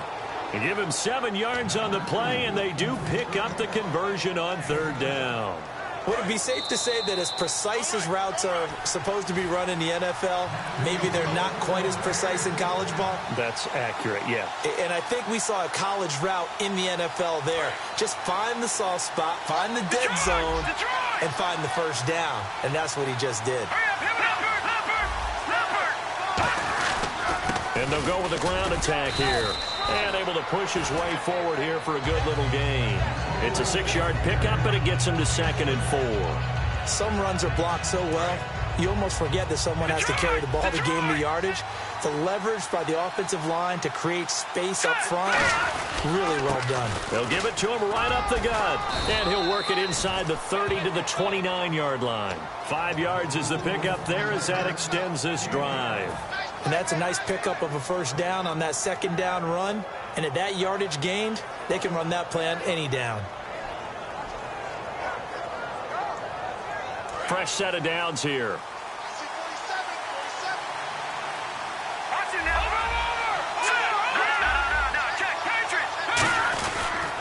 They toss to Langford. And he's going to be out of bounds down inside the 20. It'll go as a gain of 12. And that leads to a Chicago first down. That's a lot of beef thundering downfield off of the toss play, and it takes me back to when I was a kid and watching USC play. Remember the old toss that they ran? They used to call student body right or student body left because everyone was out in front of the ball carrier. In fact, one of their favorite plays, it was called roast stem right or roast stem left, depending on the formation. 28 toss. And 28 toss was their bread and butter. And brought down, but not before they get it inside the 10 to the 7. And now the Raven defense going to call a timeout. It's just their first. They've got 2 more to use here in the final stages.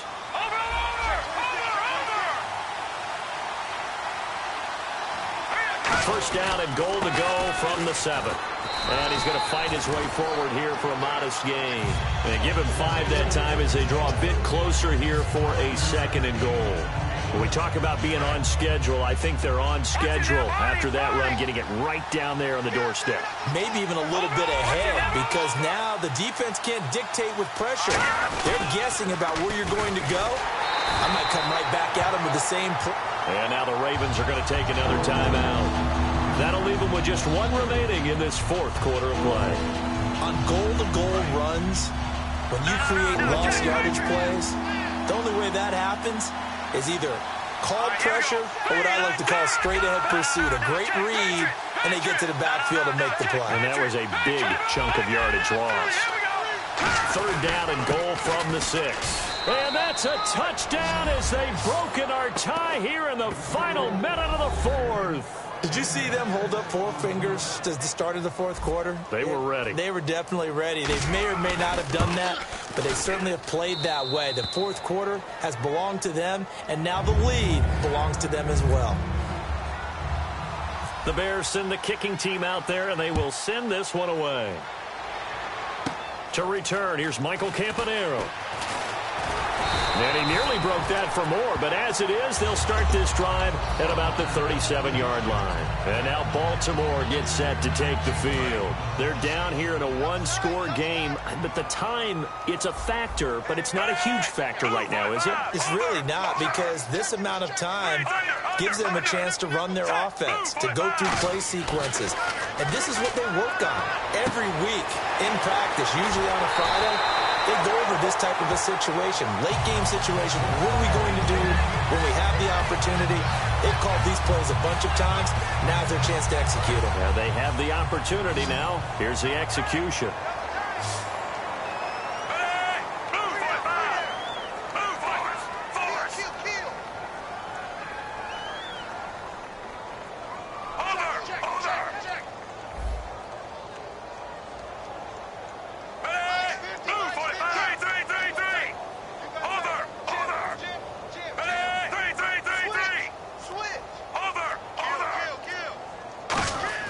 He's back to throw.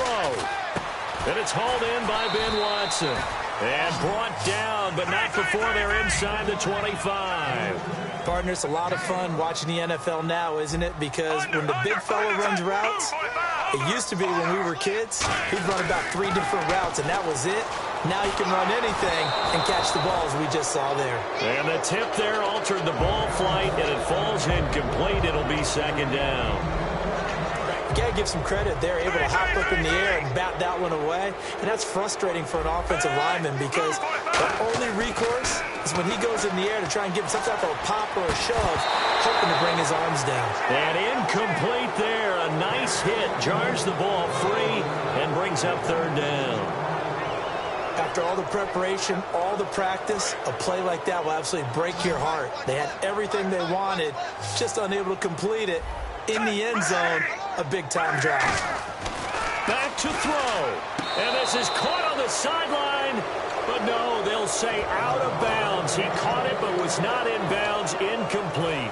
On third down, he tried to stay in bounds, did all he could. He caught it, but was led a little bit too far. Yeah, that's always difficult, isn't it? Because you know half of your body is trying to stay behind while the other half is reaching out, trying to catch the football. The top half worked. It was the bottom half that was in question. He'll look to throw, and that's incomplete. Clock stops with 10 seconds left. And now Chicago getting ready to go as they take the field. Only one timeout defensively, so this should just be a simple kneel down. I agree totally. I looked at my time management chart.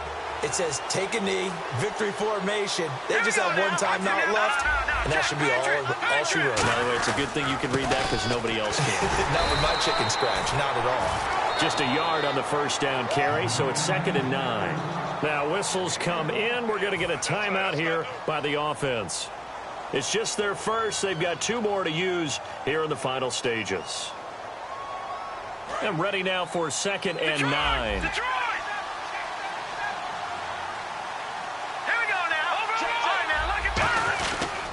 They'll give it to him right up the gut. And not a whole lot doing there as he'll get it up to about the 28-yard line. On the stop is Sharice Wright. A great come-from-behind victory in this one, Charles. And really the difference, obviously, was that 4th quarter. They dominated. And it has to start with believing that you can make that comeback. Because we've been in games before. We've done games where you just...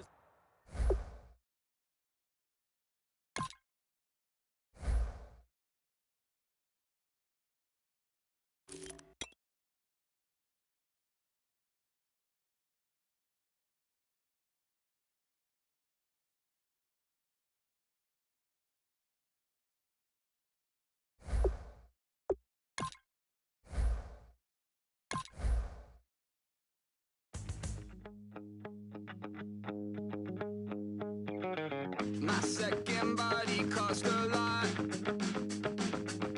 After I bought it, I just wore it home. Reading philosophy and gossip rags. Spending my bottom dollar on my toes. I'm a pacifist who's never not been pacified.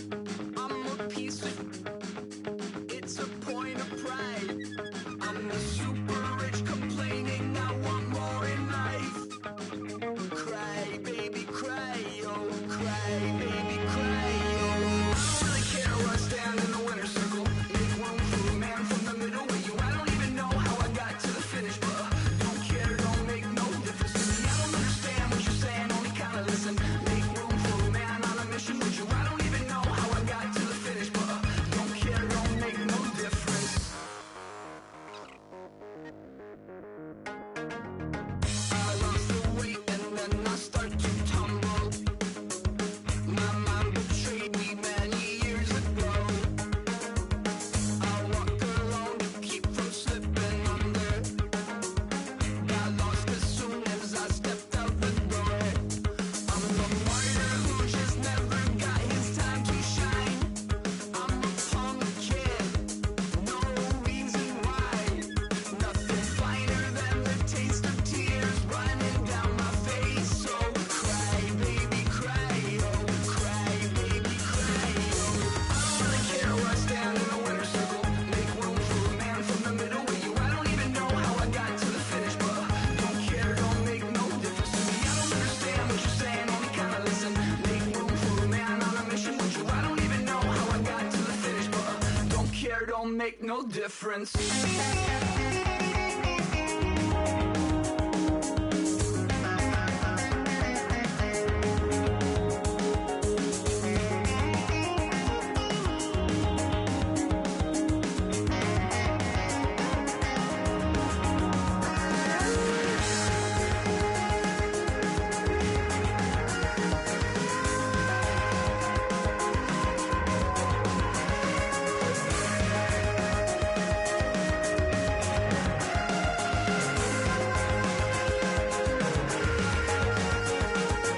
Set off in search of satisfaction, rattling my replacement heart of gold.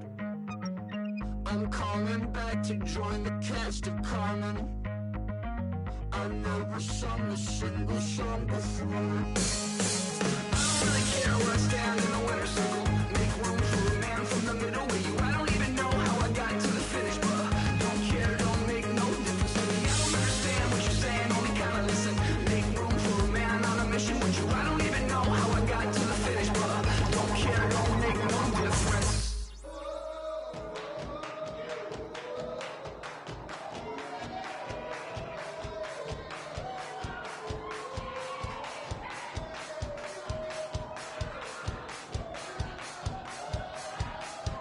I bet you thought that I would lay down and die. Whoa, no.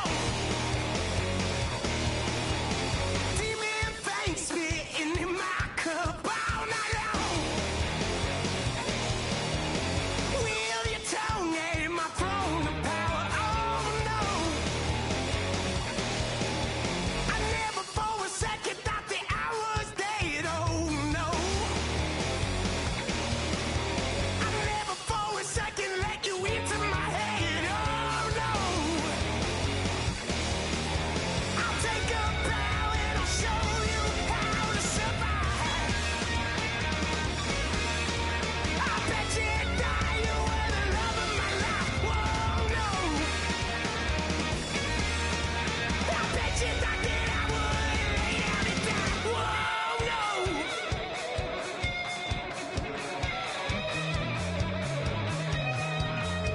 I bet you thought that I would lose my mind. Oh no! I bet you thought that I'd give up tonight. Oh no! Bleeding knees, but honey, I can still cry. Oh yeah! I'm going crazy to get out of this.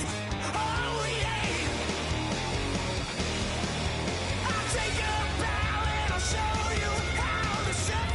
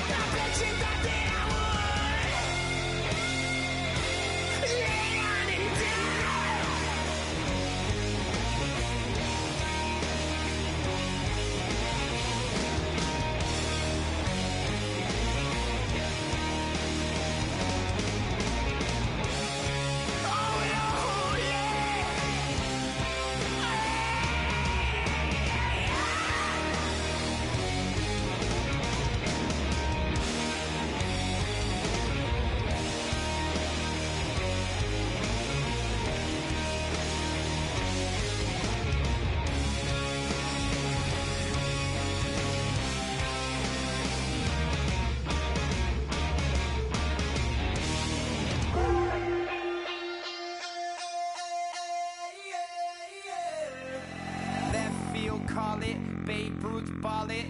Your boyfriend's got a cauliflower and I'm a... So sue me, who you, Judge Judy? Stacking the rubies, if life was a movie, then you could just call me the Goonies. You're not relevant, trolling on the internet, no respect. Haven't moved out of your parents' basement yet. Big neck, coming with the beat that's gonna break your neck. You can hear me now. Can you hear me now? Can you hear me now? If you like it loud, we can make it loud. Can you hold it down? 'Cause we can hold it down. Yeah, you can hear me now.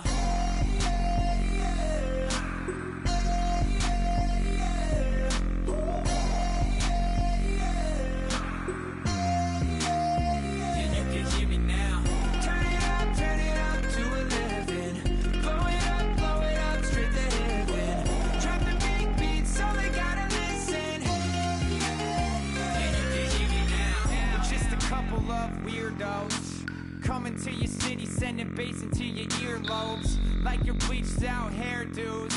We glowing in the dark, got the spark, about to flare the fuse. That's just how we do. To Geronimo, parachute, skydiving off your parents' roof. Crew saw the magician's assistant in half, like who the are you? Who the are you? Who the are we? We be the dudes who just come over to water the lawn. We don't say hi, we just come over to walk your dog. We nice like that, we super nice like that. You can hear me now. Can you hear me now? Can you hear me now? If you like it loud, we can make it loud. Can you hold it down? 'Cause we can hold it down. Yeah, you can hear me now.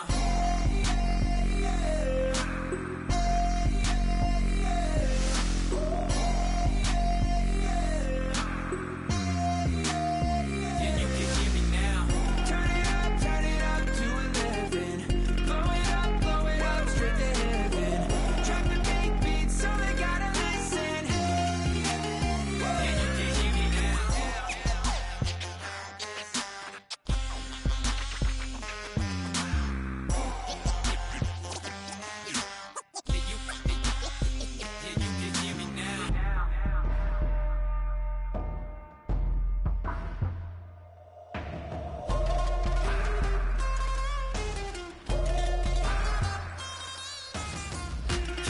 me now. Can you hear me now? Can you hear me now? If you like it loud, we can make it loud. Can you hold it down? 'Cause we can hold it down. Yeah, you can hear me now.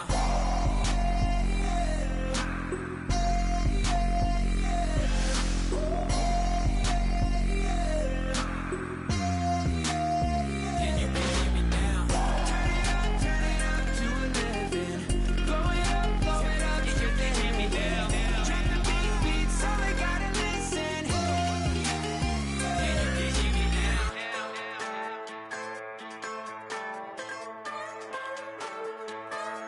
Just a bunch of poor boys, daddy's girls, children of the cornfield, trying to turn a shift job into a dollar bill. We wear the muddy boots, stay true to how we're raised. Ain't nothing about us fake. You know we're straight out of that dirty south, dirty roads. Nobody got no money, got them signed up pickup trucks, whistling at them from the country. Yes, sir.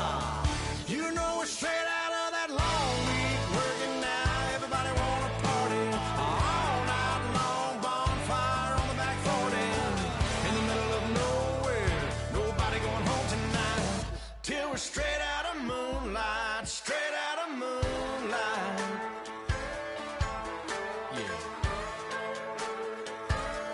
Just a bunch of John Deere junkies getting funky to some old hang. Nothing been stuck in the mud that we can't hook up to a rusty chain in the sun or in the rain. Yeah, it's the kind of thing. You know we're straight out of that dirty south, dirty roads. Nobody got no money, got them signed up pickup trucks, whistling at them from the country. Yes, sir.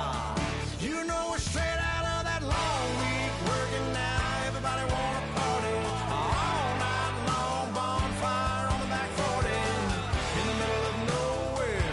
Nobody going home tonight till we're straight out of moonlight. Straight out of moonlight. Woo!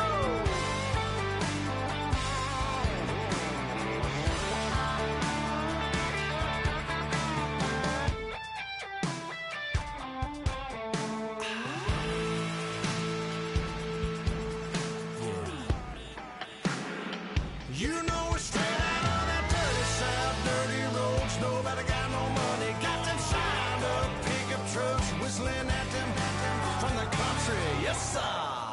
You know we're straight out of that long week working now. Everybody wanna party all night long. Bonfire on the back 40 in the middle of nowhere. Nobody going home tonight till we're straight out of moonlight. Straight out of moonlight.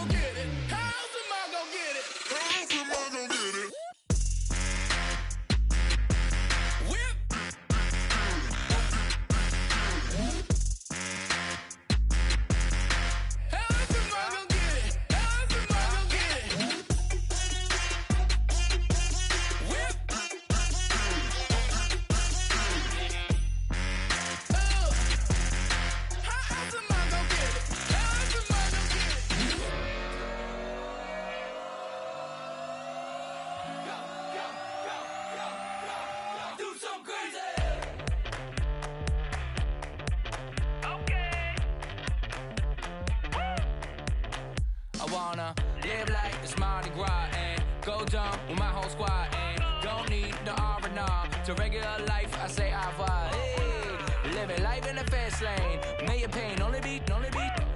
So please come join me. One thing, good vibes only. I just tapped. I'ma fill my cup. Got fireworks. Let's blow some down. Tonight I'm going stupid. Doing things I've never done. We all got one thing in common. We just wanna have fun. Hey. So what you wanna do? So what you wanna do? I think I'm gonna do something crazy.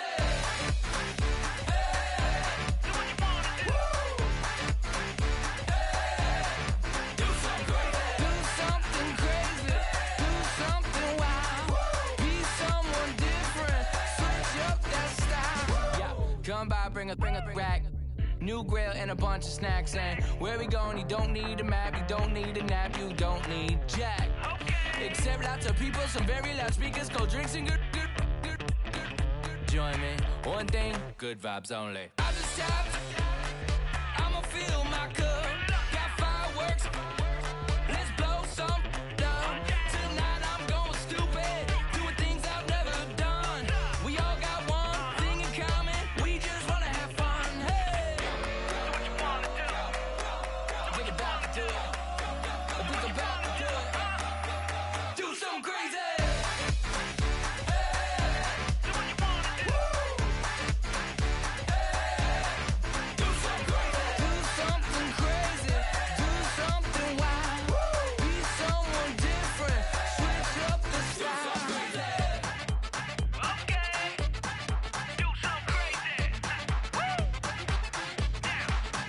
Down.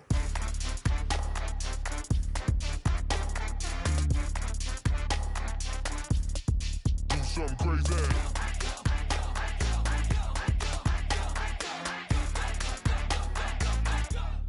Do something crazy. I just tapped. I'ma fill my cup. Got fireworks. Let's blow some down.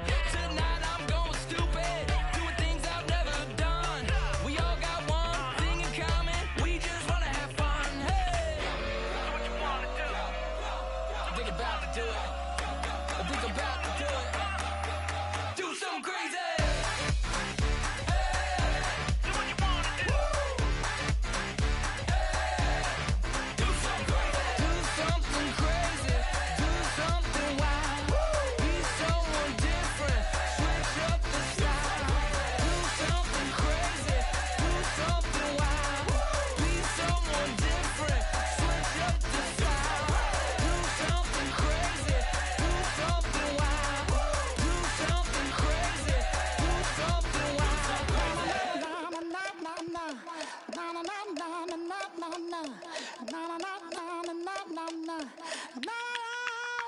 Don't make me beg, don't make me wait. I need to hold in the darkness of the night. And when I stray, show me my place. You are my shelter, baby, let me feel your light. Oh, na na na na na na na.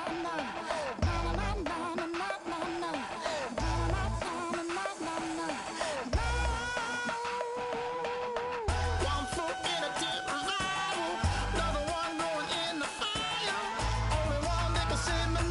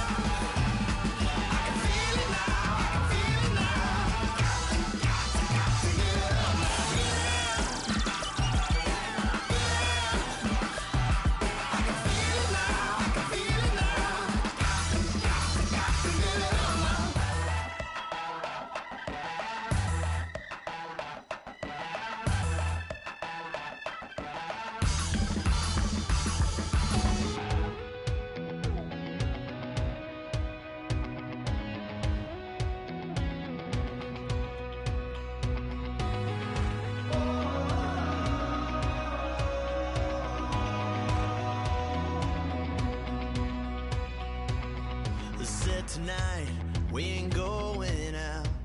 So we invited everybody. The made, well, they're way too strong. But ain't nobody saying sorry. The speaker's so blown, no one knows what it is. But we keep it on repeat cause we don't want it to end. We got the rest of our lives for the rest of our lives. And the rest of tonight for whatever feels right. We're doing it our way, just acting our age. One day we'll look back just shaking our heads. But right now it's too fast to slow down just yet. We're doing it our way, just acting our age. Just acting our age. There's people here that I just met, but we're acting like we go back. It's 3 a.m., but we ain't done yet. Trying our best to make it last. Freedom running through us like an open. We're too high on being young and there's still to race. We've got the rest of our lives for the rest of our lives. And the rest of tonight for whatever feels right. We're doing it our way, just acting our age. One day we'll look back just shaking our heads. But right now it's too fast to slow down just yet. We're doing it our way, just acting our age. Just acting our age. Just acting our age. We're too loud, we're too proud, we're too high to come back down. We don't think, we don't plan, we stay as long as we can. As long as we can. We got the rest of our lives for the rest of our lives. And the rest of tonight for whatever feels right. We're doing it our way, just acting our age. One day we'll look back just shaking our heads. But right now it's too fast to slow down just yet. We're doing it our way, just acting our age. Just acting our age. Just acting our age.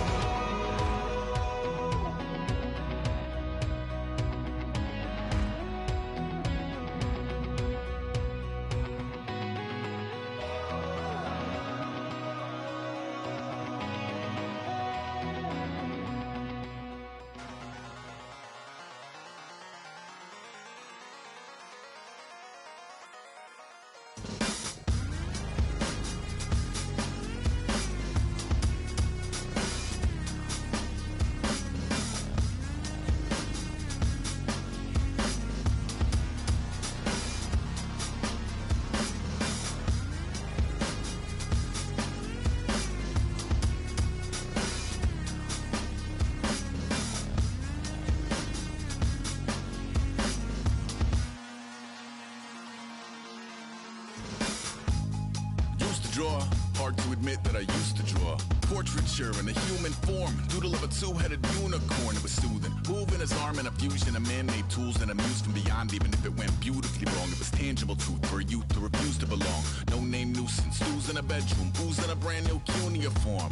Barely commune with the horde, got a whole grayscale ungluing his world. Might zone out to the yap of the magpie, unseen hand dragging his graphite. Cross contour, little bit of backlight, black ink after a Bristol to baptize. You can imagine a rush that ensue when you get 3 dimensions stuffed in a 2. Then it's off to a school where it's all that you do, being trained and observed by a capable few.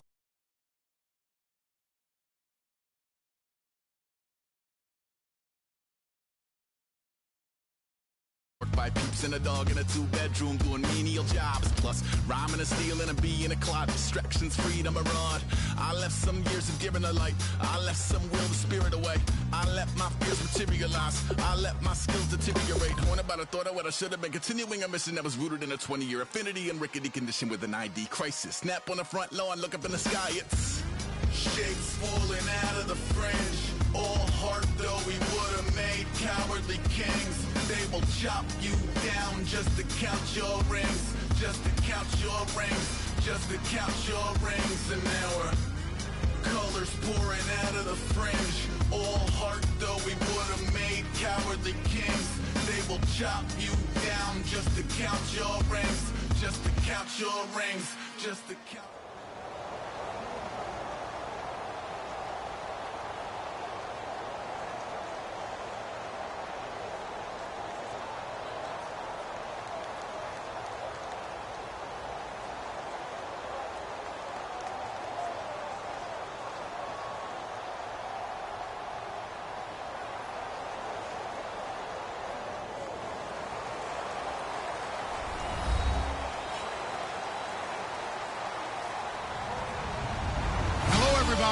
I'm Larry Ridley, and this is Madden 17 on EA Sports.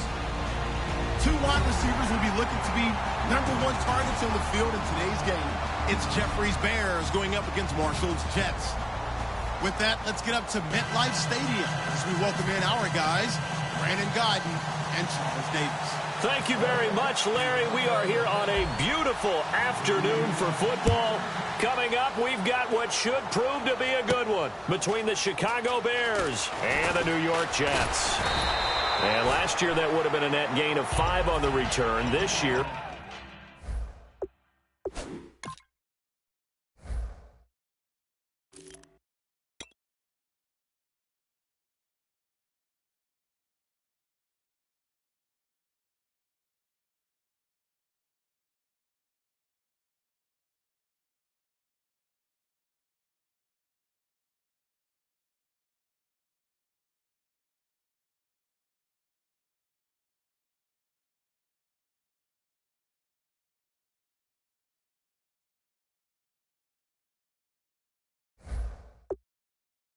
he stopped where he would have been if he had taken a knee, and that's at the 25.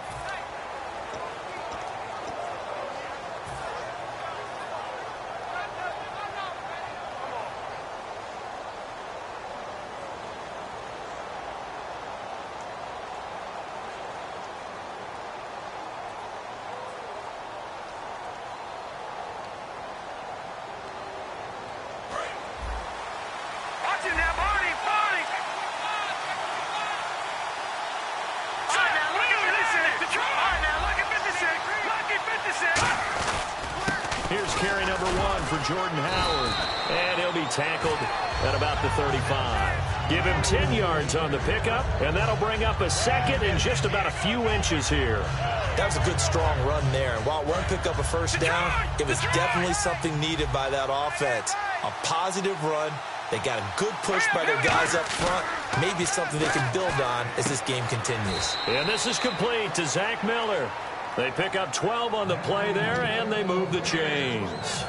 Well, coaches always talk about finding balance on offense. I don't think you can get much more balance than this. Big-time run, big-time pass. A 1-2 combination. Looked pretty good. How about that? Let's see if they can continue to take that kind of a punch, though. The first carry for the tailback, Jeremy Langford. Call it a gain of 4 on first, and that'll make it second down. And the big boys up front in the trenches, what do you think of the O-line, Charles? I love them because this is a group that's so cohesive. They know what the man next to them is going to do at all times, and they operate as a terrific unit. It's caught. It's Miller.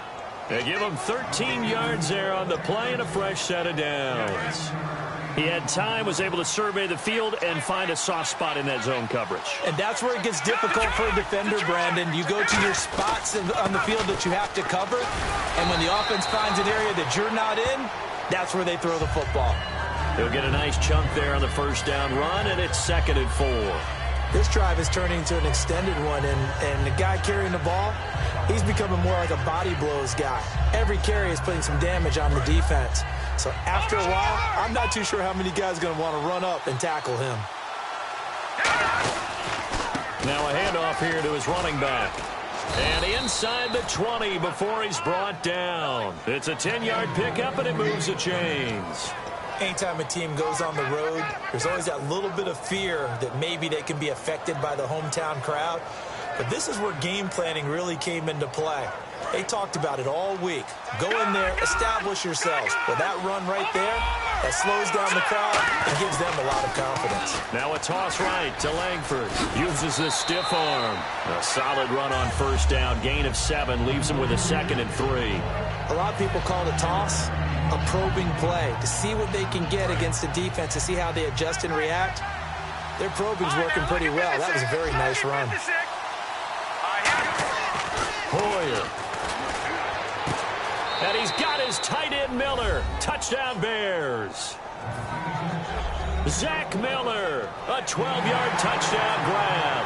And the Bears take it all the way down the field and score on the opening drive. And his kick is no good. An inauspicious start here kicking-wise as this one stays a 6-0 game.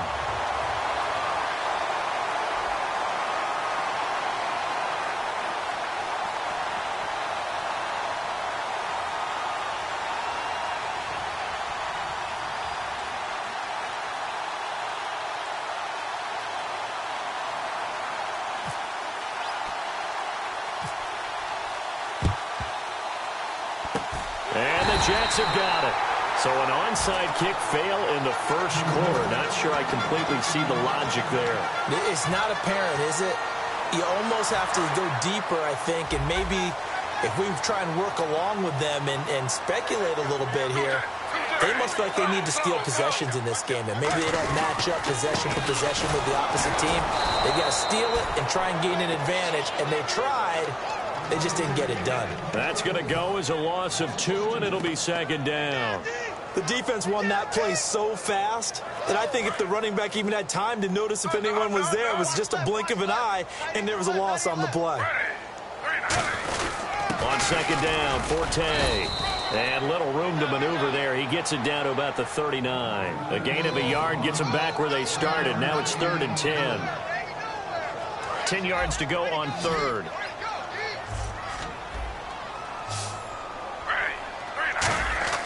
Throwing on 3rd down, Smith. And he finds Safarian Jenkins. 17 yards on the pickup there, and the drive will continue. The goal of every offense is to move the chains, pick up first downs. A nice job finding an open receiver for a completion. On 1st down, this is Forte. And able to push his way forward here for a good little gain. Give him 5 on the carry there, and it'll be 2nd down. And here's the offense today that hopes to get off to a strong start. They stay on the ground. Forte again. And this time not as successful as he'll get back to the line of scrimmage and no more. Danny Trevathan there to bring him down. So nothing there. I don't know that that's all in the back, though. You got to look at blocking there, don't you? I would agree with that totally. At some point, they have to win at the point of attack. Instead, it was the defense getting it done again and holding them to no gain. And that is incomplete. With Charles Davis, Brandon Gaudin with you. It's the Jets in possession as we begin.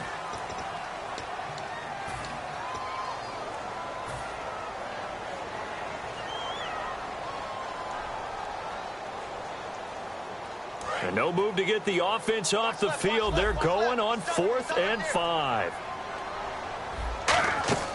Here we go on 4th. Smith sets up the screen to Forte. And he gets the first down yardage he needs before he's brought down at the 6. Well, the field goal attempt was well in hand. They had that, but they decided to go for it anyway.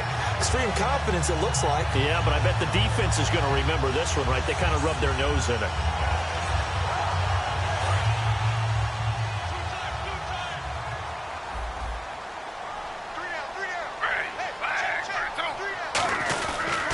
Now a run. This is Bilal Powell. It's a gain of a couple, and it'll be 2nd and goal. Be interesting to see now what they do offensively down near the goal line after not much there that time. As the offensive play caller, that may change your sequence now. Instead of coming right back with a running play, you may have to go to the air. This is the running back, Powell. And he goes backwards on this one, losing yardage to the 7. It's a loss of 2, now 3rd down.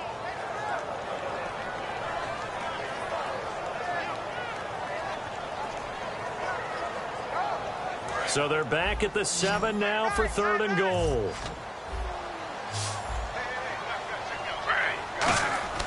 Smith. And he couldn't hang on to it through the contact. Incomplete. Just looking at it from a defensive perspective, when you break the huddle in the red zone, tight end is one of the guys you've got to key on because quarterbacks want the ball in their hands fast in this position, and they want to get it to someone. And in this case, he had the play. They just didn't complete it. They snap it to Smith. And Marshall's got it. And he's in. Touchdown, Jets. Their dangerous wide receiver from 6 yards away. And the Jets can take the lead now with an extra point. And he knocks it through.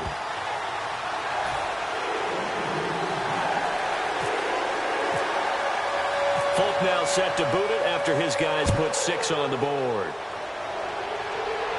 That'll be taken in the end zone. And he'll elect not to return this one, so they'll bring it out to the 25 on the touchback. The Bears offense now gets set to head back onto the field. Last time they were out, they scored. Still trailing here, though, so some work to do. But it's okay in terms of mindset. Because they scored the last time, they're not quite as worried about being down on the scoreboard because now their confidence is a little bit higher. They feel like they've got something going, and they feel like they can attack again and put more points on the board. Are you scoreboard watching if you're the offense, or are you just focused on this drive? We wouldn't be telling the truth if we said that they didn't scoreboard watch. Everyone does it to some extent, but you've got to set it aside right now and just focus on this series. That'll take care of the scoreboard if they punch it into the end zone. Again, it's Howard. And they're able to get this one across the 35. It's a gain of 11 yards that time, and it produces a new set of downs. We really didn't have any doubt that he was going to be one of the top-rated rookies coming into the league, especially as a runner. And he's given us no reason to change our minds. That's a big-time run, and the production that he showed us in college is translating very well into the National Football League.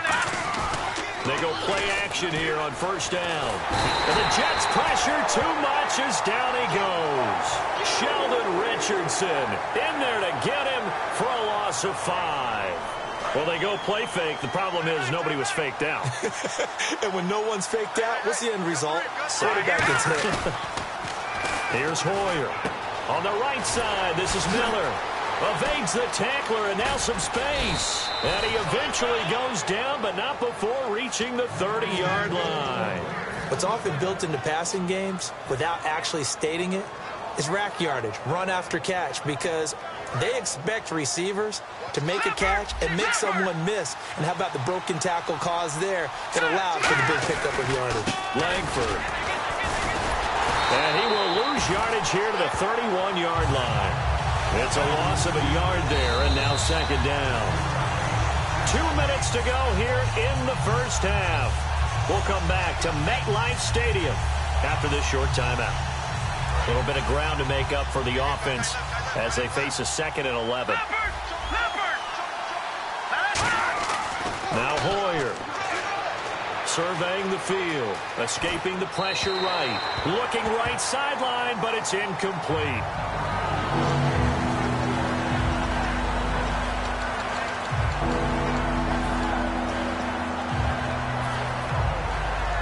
Will the defense dial up the pressure? Let's see. 3rd and 11.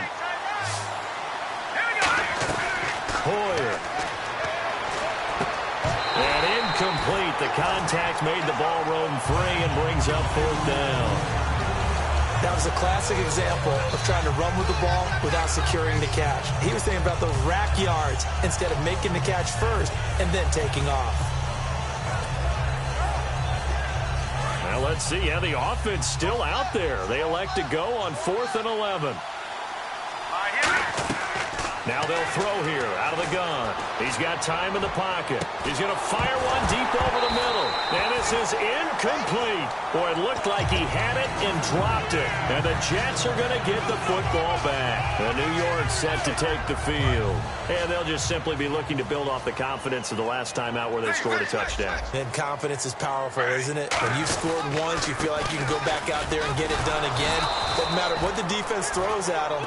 They feel like they're in a groove right now, and they want to get out there and show it. Yeah, hoping to stay in that groove here this go-around. And frankly, Brandon, we're talking about things I'm not sure we ever thought we'd talk about in the NFL, and a lot of that is the speed at the linebacker position. A lot of these guys in college, they were safeties. They moved them up to outside linebacker to combat the spread offenses, and now we're seeing it in the NFL. Now the Bears electing to call a timeout defensively. It's just their first, so they'll have 2 remaining here before we get to halftime. Offense trying to avoid stalling out, facing a 3rd and 10. Forte, the lone running back. Throwing on 3rd down, Smith. And he couldn't hang on to it through the contact. Incomplete. And he's certainly not a guy that drops that football very often. Indeed, because that's a bit of a surprise. I know he's in the middle of some traffic and people, bodies all around him, but he usually has the focus to haul that one in.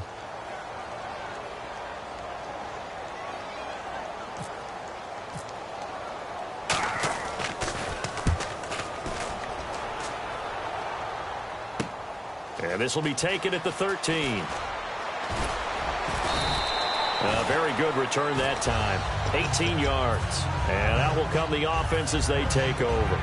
And now Chicago getting ready to go as they take the field. They had a great drive going last time. They were moving the ball, and then all of a sudden it just stalled out. So we'll see what they can do here, Charles. And it's always easy to second guess when you don't get it on a 4th down try. It's caught at the 10. Touchdown, Chicago. Kevin White, 68 yards. And the Bears have retaken the lead. Charles, there aren't really any slow receivers, but there's fast and then really fast. He's really fast, and he showed off the afterburners there. And that he is, because when he took off, I was thinking there's no chance that he can actually reach him with that pass. Yet he did, and he's still sprinting. And just think about what that does for everyone else on his team, because his ability to stretch a field opens things up for the rest of the receivers on the team. On the return, it's Jalen Marshall. And the decision to come out is going to cost him 5 yards with a new rule as he's taken down right at the 20-yard line. Now the Jets offense, they get ready to head back onto the field. And what do you think goes on here in this situation? If you got the football, you're trailing, you're back in your own territory with just a little time. Do you try something? You're thinking about jump-starting your team, right? You just mentioned they're down. They're trying to get back into the game. But you got to figure, if something goes wrong, you may have put yourself in a spot where you may not be able to come back in the second half. Managing risk, this is a big decision here. And he'll get it up to the 33-yard line. Only 3 there on the pickup, but that's enough to move the chains. And quickly, they get to the line. Now Gino on 1st down. Into a double team, and it's intercepted. A great read, and it's picked off. And his guys have got it back at the closing stages of the first half. Now the Bears offense ready to take over again. And with time quickly fading here in the second quarter, not sure how aggressively, offensively they want to play this. I think we'll find out just how much they trust their guys in this situation if they decide to take a shot. Now a play fake here on 1st down. Finding time. He's going to launch this thing. And this is taken in at the 5. Now hold everything here. We're going to get a timeout by the offense. So that means they're down to 1 remaining here as we head toward halftime.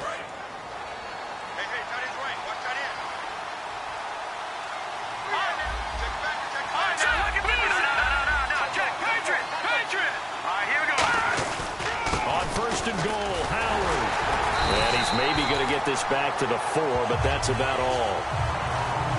Now whistles come in. We're going to get a timeout here by the offense. And with halftime on the horizon, they'll be out of timeout.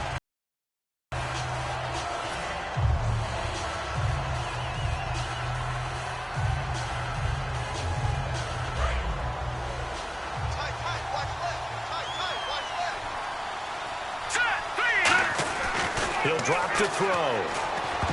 Oh, the rookie nearly had the pick. Probably should have had it. 3rd down now. I know in every game we do, we talk about momentum. That was a momentum play lost, and now there could be a letdown because they didn't get the interception. Yeah, you could almost hear the collective gasp on the sideline as he could not come up with that football. They'll throw now on the final play. Under pressure now, and he's going to go down. Sacked back around the 8. And Larry apparently very brief in his report. Thanks anyway, my man, as we're already set for action.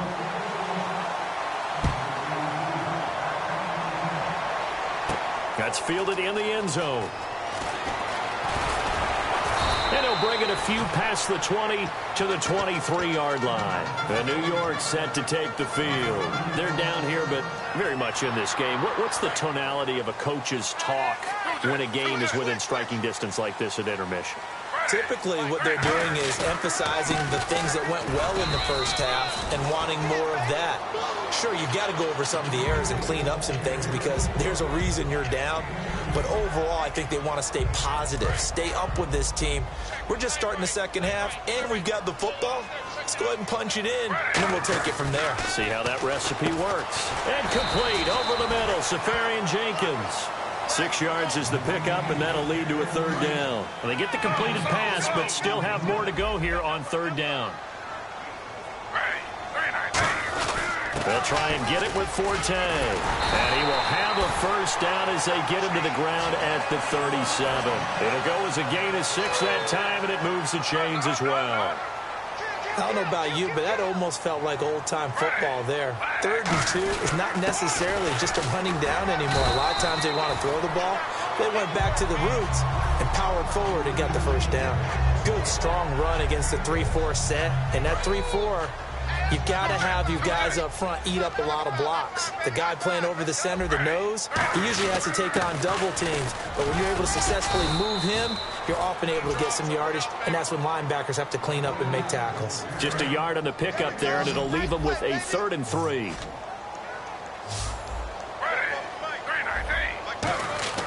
Smith on 3rd down. And incomplete. The contact made the ball roam free and brings up 4th down. Today's NFL, these big guys are featured receivers. They move them all over the place to try and find good matchups, and they had one. They were just unable to complete the pass. Well, the offense is not leaving the field. They're going to stay out and go for it on 4th and 3. Smith sets up the screen to Forte. The ball comes out, and I think the Bears have recovered. They have.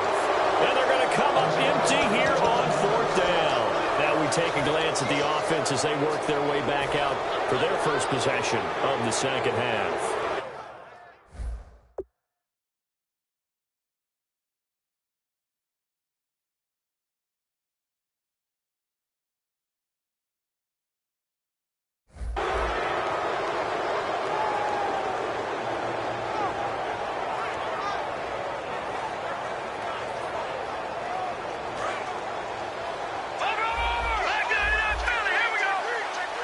They come out here in the eye.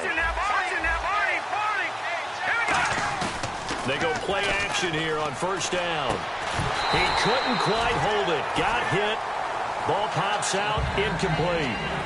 All right, we've got a minute here, partner. How about the matchups in the NFC divisional round? Seattle at Atlanta, a rematch of a game they played earlier this year that many thought Atlanta outplayed Seattle and should have won the ball game. And then go on to Green Bay, Dallas. There's not much history in that matchup, is there? Yeah, that's the 8th time that they will be meeting in the playoffs. Cowboys won it earlier this year in Green Bay Week 6. Also, Falcons and Seahawks, that's a rematch in the 2013 divisional round. I mean, I love those matchups. And remember, Dallas going to Green Bay earlier this year really heralded the fact that Dak Prescott had taken over the Cowboys team. Now it's 2nd and 7. All right, now, lucky 56. Lucky 56. Here we go. Detroit. Back to the ground, this time Langford. And a solid run down inside the 30. Good work to pick up 7 yards there. That gets him into a 3rd and 1 situation. And once again, leverage wins. The offensive line, lower than the defensive front. They moved them and found some good space for the guy carrying the ball.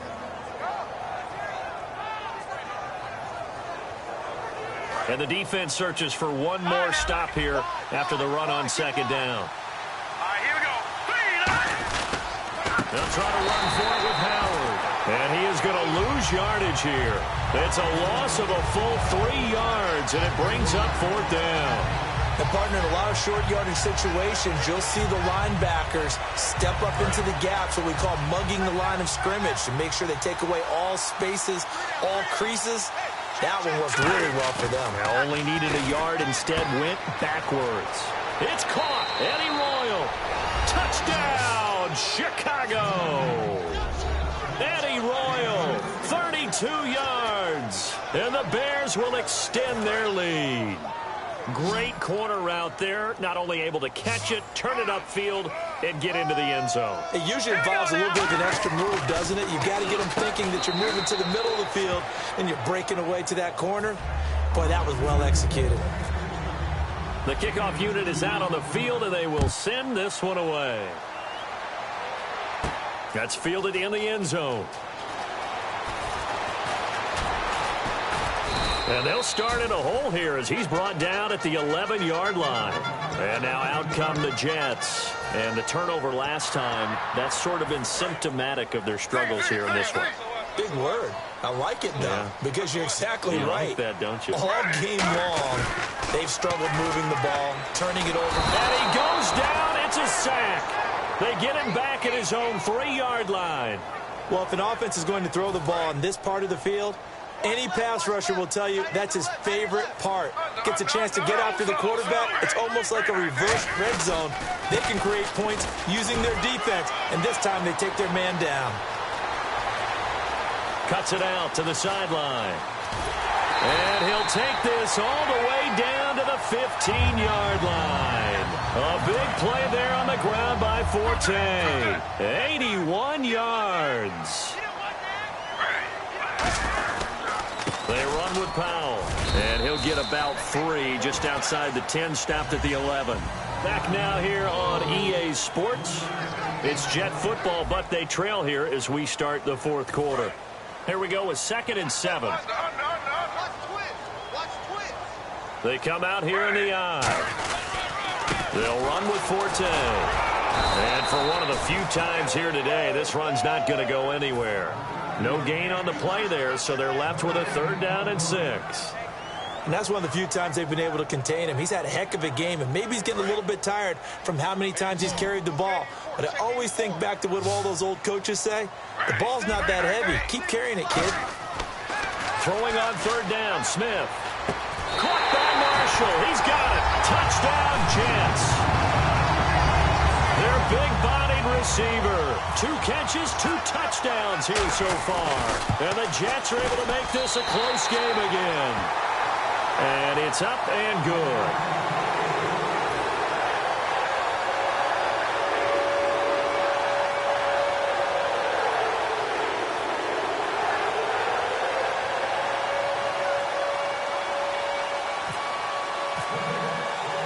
Folk now set to boot it after his guys put 6 on the board. That'll be taken in the end zone. And no run back here. This will be a touchback, and it comes out to the 25-yard line. And now Chicago getting ready to go as they take the field. And they will simply, Charles, be looking to duplicate what they did last drive when they were able to push it in for 6. And they hope it'll be that easy, right? To be able to take exactly what happened before, replicate it. They may have to make a few additional changes along the way because I'm sure the defense will make some adjustments, but they've got to have great confidence having scored the last time out. 11 yards on the pickup, and it'll be 1st down Bears. How many times do we say in this game that speed kills, and it does it in so many different ways? In this case, you got a back who's quick and shifty, can make moves, make people miss, but also gets to and through a hole before it can close down. That's some of the benefits of that speed, not just outrunning people in the secondary, and that led to a really nice game. See if they stay on the ground for 2nd down.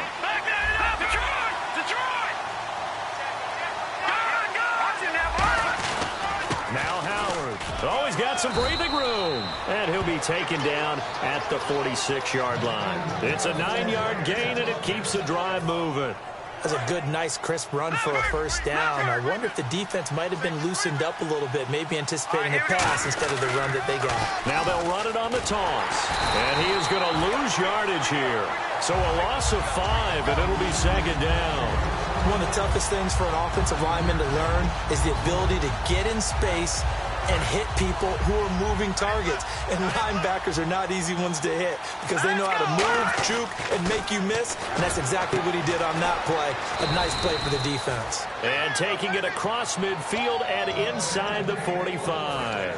Really nice little connection there. They go with the corner route, and it works out well. And the best way to set up the corner route is to throw slants throughout the ball game so that when you're able to get back outside, the defender has to respect the inside game. On first down, they run with Howard. And he's going to be stopped at about the 37. It's a 7-yard carry to set them up with a 2nd and 3. I know that every now and then we get in those meetings with coaches, and you almost want to roll your eyes when they talk about staying on schedule when they're moving the football.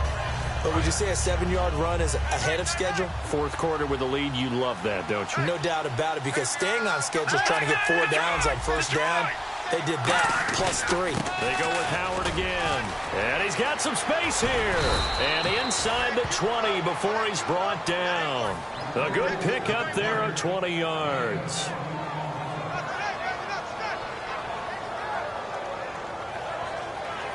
So after that big gain, let's see what else the offense has up its sleeve. Time for a break. We're back to see what happens after this. And the D-line pinching together must be expecting the run. They come out here in the eye. Running with Howard. And he's going to fight his way forward here for a modest gain. 7 yards on the pickup there, and it'll leave him with a 2nd and 3. And after the play on the ground, that brings up 2nd down here. After another really nice run, this is where a defense coordinator earns his money. Those guys have been on the field a long time, so he's got to decide what he wants to do to try and slow them down. Is he going to substitute some players in, get some fresh guys, or is he just going to try to attack and try and find a way to take the ball away from them? 9th play coming up here on this drive. This is 3rd and a yard. They'll try to run for the first with Langford. A 5-yard gain, and now they're set up 1st and goal. Well, partner, they might want to tear up their scouting reports a little bit here because they just put a tendency. 3rd down, you don't ordinarily see a toss. They ran it really well and picked up a 1st down. I love the way the edges were sealed, which allowed him to get to the corner. Give him 3 on the gain there, 2nd and goal. And this seemingly endless drive continues. And now they're in the hurry-up. 2nd and goal from the 1. And he'll get into the end zone. Touchdown, Chicago. Jordan Howard taking it in. And the Bears will add on to their lead. Well, it'd be real easy to say that they are firmly in control right now, but I'm looking at your face and I'm thinking I've got to be careful with that. Well, it's a 2-score game. You're inside at 2 minutes. I think you can breathe relatively easily now. Yeah, you can, but still, you got to stay vigilant. Can't give up anything cheap and easy. That could put you in some jeopardy. And they're going to start this drive in pretty good shape as they get it up past the 30. New York set to take the field. And now last drive so successful with the ground game, ending in a touchdown. Do you stick with that formula? That would be the #1 thing you would think of, but so many guys now would look at it and say, we've got them set up so well for play action, now's the time to take a shot. Yeah. But, you know, there was a big-time coach in the state of Ohio who once said, if you throw the ball, if you put it in the air, 3 things can happen, and 2 of them are bad. He would have kept it on the ground. To throw on 2nd down is Smith. Oh, he's got a man wide open, complete. Now hold everything here. We're going to get a timeout by the offense. It's just their first. They've got 2 more to use here in the final stages. On first down, Smith. Now a desperation throw deep downfield. That's going to be knocked away and incomplete. One of the toughest things about playing defensive back is pattern reading, trying to figure out what they're doing. And on that one, they had the fly, just sending a guy downfield with the in route accompanying it, what people call a dagger route, trying to hit the guy underneath after the clear out. In this case, though, they're not able to get it done. Yeah, they said forget the underneath route. They went for the guy on the fly, but as you said, incomplete.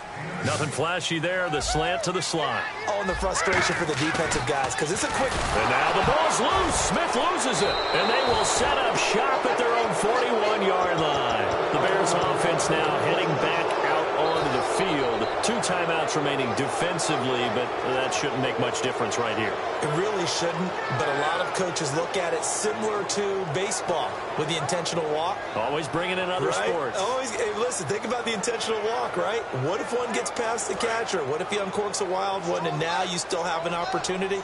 That's why they like to use them all the way through. That one looks like he'll throw here. Into double coverage, and it's intercepted. Picked off on a great one, Darrelle Revis. And his guys will take over at their own 44-yard line. And New York set to take the field. What do you do here down like this in this situation? Do you maybe just pick something out of the playbook you haven't called in a while, or you call it a day? You can do that, or you pick something that's a staple for you and should work better and try and execute that on the way out the door and maybe get back to base and feel a little... He's got it at the 15. Now whistles come in. We're going to get a timeout here by the offense. That'll leave them with just 1 remaining in this 4th quarter of play. They'll come out in the pistol. Now it's Smith. Now they go screen. It's complete. And he is going to lose yardage here. That's going to go as a loss of a yard, and it'll be 2nd down.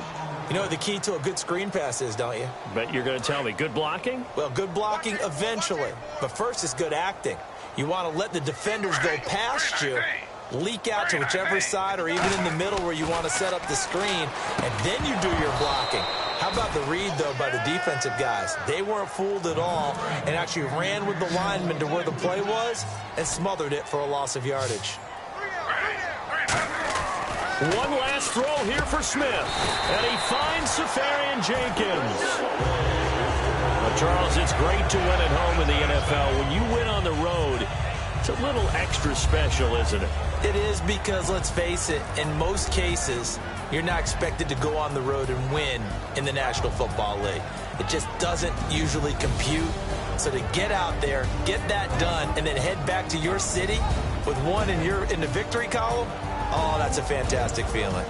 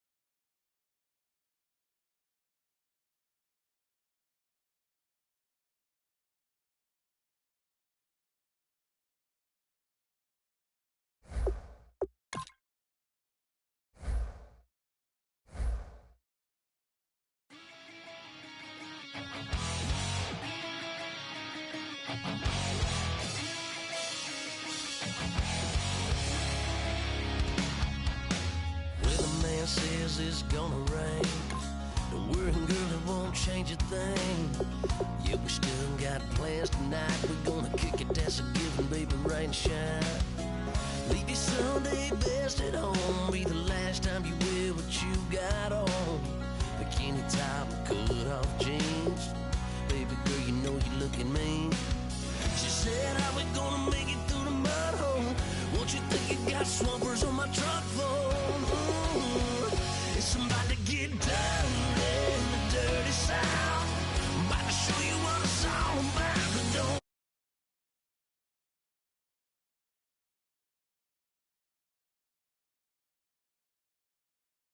We gonna crank that country. That's get Thursday. Let it rain, let it rain, let it rain. Listen, about to get dirty.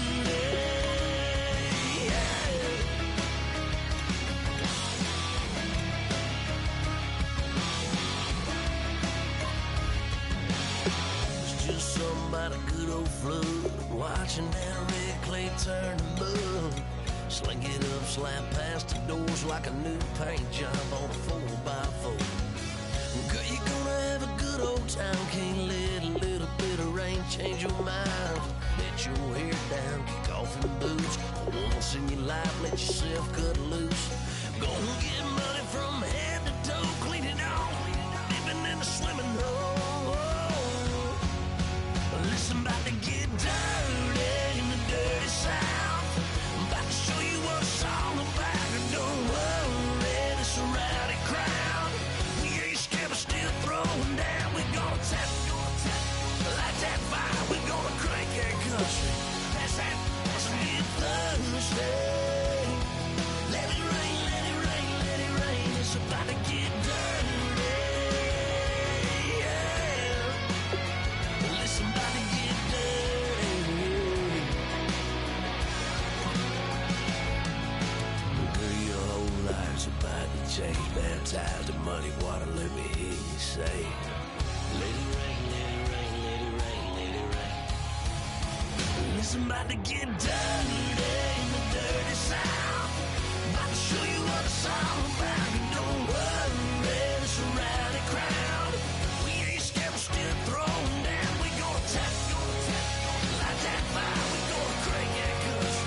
That's it Thursday. Let it rain, let it rain.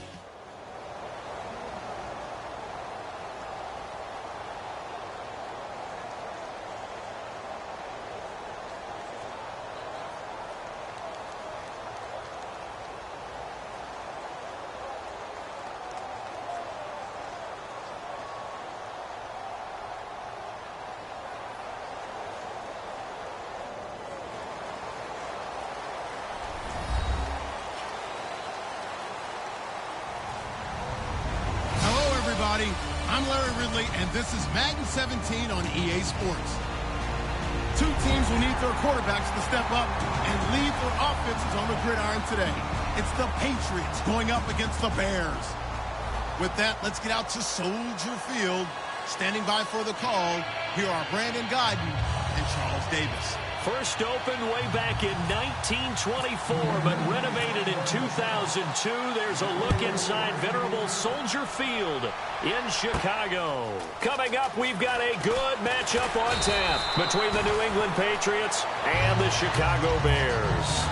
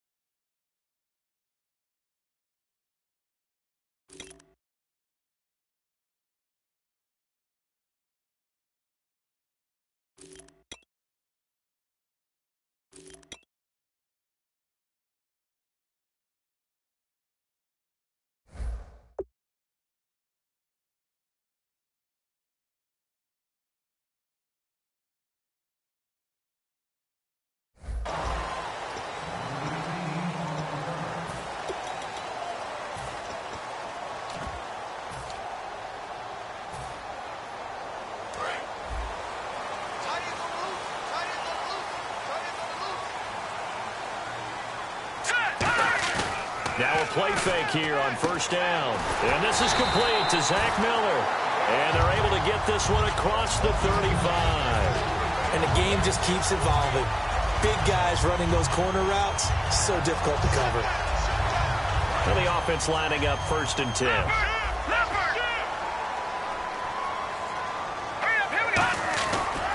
Our first carry now for Jordan Howard. And getting this just shy of midfield, they'll spot it at the 49. That one goes for 13 yards, and it moves the sticks. He's quite an eyeful, isn't he? Big, strong, physical guy. When he came out of school and when I looked at my draft board, I went back through my notes to see how I had him rated. The number 2 back on my board coming out of college. Why? As I mentioned, big, strong, powerful guy, faster than you would think, and has the ability to catch the football out of the backfield, something that we didn't know he truly possessed. We saw that in the offseason workouts. Now he's putting his running ability to good use in the NFL. And a look at the offense that is hoping to put some points up in bunches here in this one. 2nd down here after the incomplete pass. Here we go now. Now Hoyer. Oh, it's a screen pass. That's complete. Give him 10 yards on that one, and that'll earn him a fresh set of downs. When you run a screen pass really well, you got to like the look of it because so many parts come together to make it work well. The offensive linemen, where they're faking people out, the back slipping out there, catching the football, then all of them going together as one unit downfield. A really nice pickup. All right, here we go. Here's Hoyer. They go screenplay to Langford. And he's going to get this inside the 30. Give him 11 on the gain there. And it'll be a Chicago 1st down. They ran that one well. And not only did they pick up a nice chunk of yardage on the screen, they sent a message to the defense. Rush the passer all you want, but you better be careful. We can hit you going back the other direction. They run with Howard. They find some open field here. And he'll be taken down just shy of the red zone at the 21. 9 yards is the pickup there, and they'll have a 2nd and 1. That was a good run, probably right on the edge of breaking into something really big. So the defensive guys right now are talking about, okay, what can we do to slow him down before he truly gets started? Hoyer. Nowhere to escape, and he goes down. Alan Branch with a great push up front. He picks up the sack and a loss of 8. Well, this has been a pretty sizable drive. They've had some success. Finally, the defensive coordinator found some success of his own. I think he just simply said enough of that. Okay, they've moved the ball well. We need to force the issue from our end, and that's exactly what he did. And that is no good. And this will remain a scoreless game. Well, I tell you, I thought either the scoreboard was wrong or I was wrong or both. But that was an attempt for a field goal on 3rd down, and it was no good as well. And I'm trying to wrap what little brain I have around why this would be a good idea. But I cannot come up with a logical explanation for that one. Yeah, well, my brain's smaller, so I can't either here. I don't know what they were doing. A big play there for New England. 40 yards on the ground.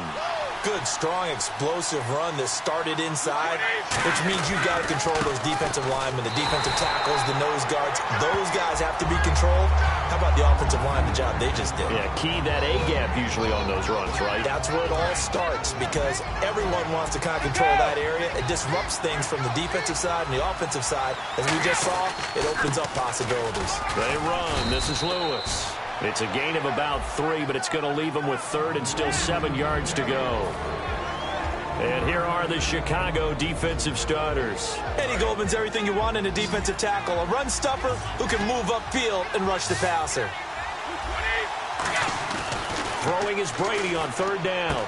It's brought in by Floyd. And he gets the 1st down yardage he needs before he's brought down at the 6. Throughout his career, Tom Brady has made a living with the quick pass, hasn't he? How about that one? A little slant inside, and I think his arm's gotten stronger throughout his career, too. Yeah. You can just see one of many examples of why he's made more trips to the Super Bowl than any other quarterback. Footwork, intelligence, competitiveness, that's Tom Brady in a nutshell. It'll be a 3-yard pickup, and it brings up 2nd and goal. We always like to talk about defense in terms of levels. 1st level defensive line, 2nd level linebackers, 3rd level defensive backs. On that run, That was what we call a first-level run, and it was stopped by a second-level player. They'll lose a yard, and it brings up third. His path became similar to almost running a stretch play, didn't it? Trying to find a crease, anywhere to put his foot in the ground and cut back. It just never materialized.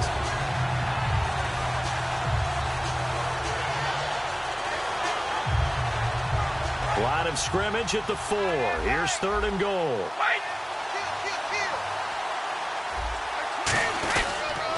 Off the toss, Lewis. And he'll get blown up behind the line of scrimmage. Back at the 6. Losing 2 yards that time, and now it's 4th down. Gostkowski now for the Pats field goal try. From the right hash, and this one just a chippy. And the 10-year vet knocks it through the goalpost, and the Patriots jump out to a 3-0 lead. So, of course, they wanted to find the end zone, but when you go on the road and your first drive results in points, I think you're pretty happy. You have to be, because you've taken it to the home team in this case. And while you may not have shut up the home crowd, you've quieted them down a little bit. Good way to start. And now Chicago getting ready to go as they take the field. Now, they had compiled a pretty long drive last time. Unfortunately, though, it ended with no points after the missed field goal. And that can hurt the psyche of a team, because as they drove downfield, you know you're never supposed to count points in your mind until they go up on the board. Well, let's face it, we've been there. We've seen teams before. They were counting on those points. They didn't get them. Can they come back now, start over again, and grind it out? I don't want to downplay the run, but that's exactly what I expected out of him coming out of college. When I look back at my draft analysis, one of the highest-rated players on my board, a 3-down back who could do everything, and one of the best. And at the 7-yard line, the catch is made. Touchdown, Chicago! Kevin White, 60 yards, and the Bears have taken the early lead. So he missed his lone field goal try, but he's got this one as that extends their lead. The Bears send the kicking team out there, and they will send this one away. This is taken about 7 yards deep. And he'll probably wish he reconsidered here. It'll cost him 10 yards now with a new rule as he's down at the 15-yard line. So the Patriots coming out now. And last time they got 3 points, but it was a chip shot field goal. And when you go to the sideline after a chip shot field goal, maybe the offense not too happy. It's a balancing act, isn't it? Because you're exactly right. They're none too pleased that they didn't punch it in for 6 points. But they also have to remember they did put points on the board. 3 points is 3 points. And in this league, you take points when you can get them. Not easily done. Brady to throw on 2nd down. Looking deep downfield. And is this intercepted? It is. It's intercepted. Picked off by Bryce Callahan. And they will set up shop at their own 41-yard line. Onto the field now come the Bears. And they were able to punch it in the end zone last time. They'll be looking to do that again here for the defense. Obviously, they'll be looking to stop them from punching it back in the end zone. It always is punch-counter-punch, isn't it? And which team has the advantage? Well, let's just go back. Last time on offense, they rolled downfield, got into a good rhythm. You can see a little more bounce in and out of the huddle. You can see the sideline really get into the game. So defensively, you're thinking to yourself, how do we take that away from them? How do we get the advantage back? Let's see what they come up with. I think pressure is always the first way to go. You love pressure. I love it. We'll see if they dial it up this drive. 2nd down and 4. Detroit! Detroit! Check. Lucky. Now let's go. They come out here in the eye. All right, here we go. Here we go. All right, here we go. They'll drop to throw. On the left side, a catch by White. And he takes this one down all the way near the 30.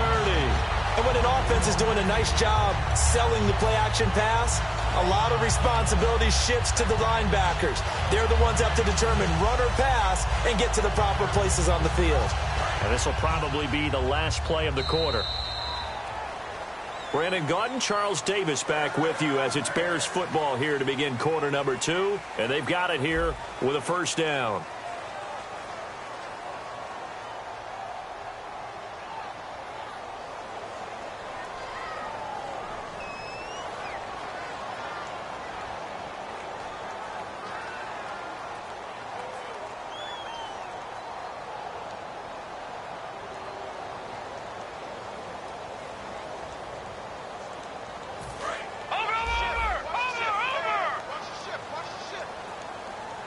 They come up in an offset eye. Jeremy Langford is in. He gets the carry. And he'll take this inside the 30 to about the 29, maybe the 28-yard line. 2 Patriots there to bring him down.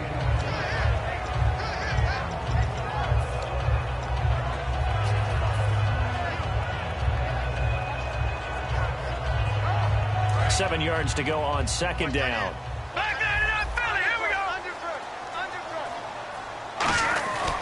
A give to Howard. And able to push his way forward here for a good little gain. 6 yards on the pickup, and that is going to set up a 3rd and 1. And there's a run to be happy with. Good, solid yardage. He'll take that anytime you hand the ball to a back.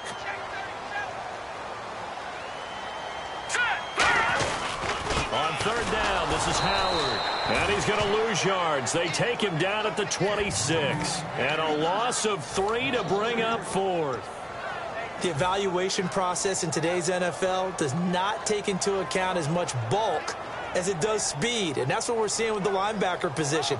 Those guys that can run, they can play at any spot because they can make plays on the opposite side of the line of scrimmage. They'll break the huddle here and go for it. This is 4th down. Here we go now. Green, 39. Back to throw. And he's got Miller.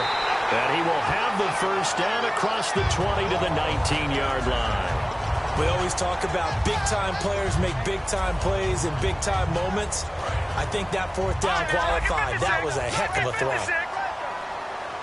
They come out here in the eye. And the coach has decided to throw the red flag. He will challenge this play.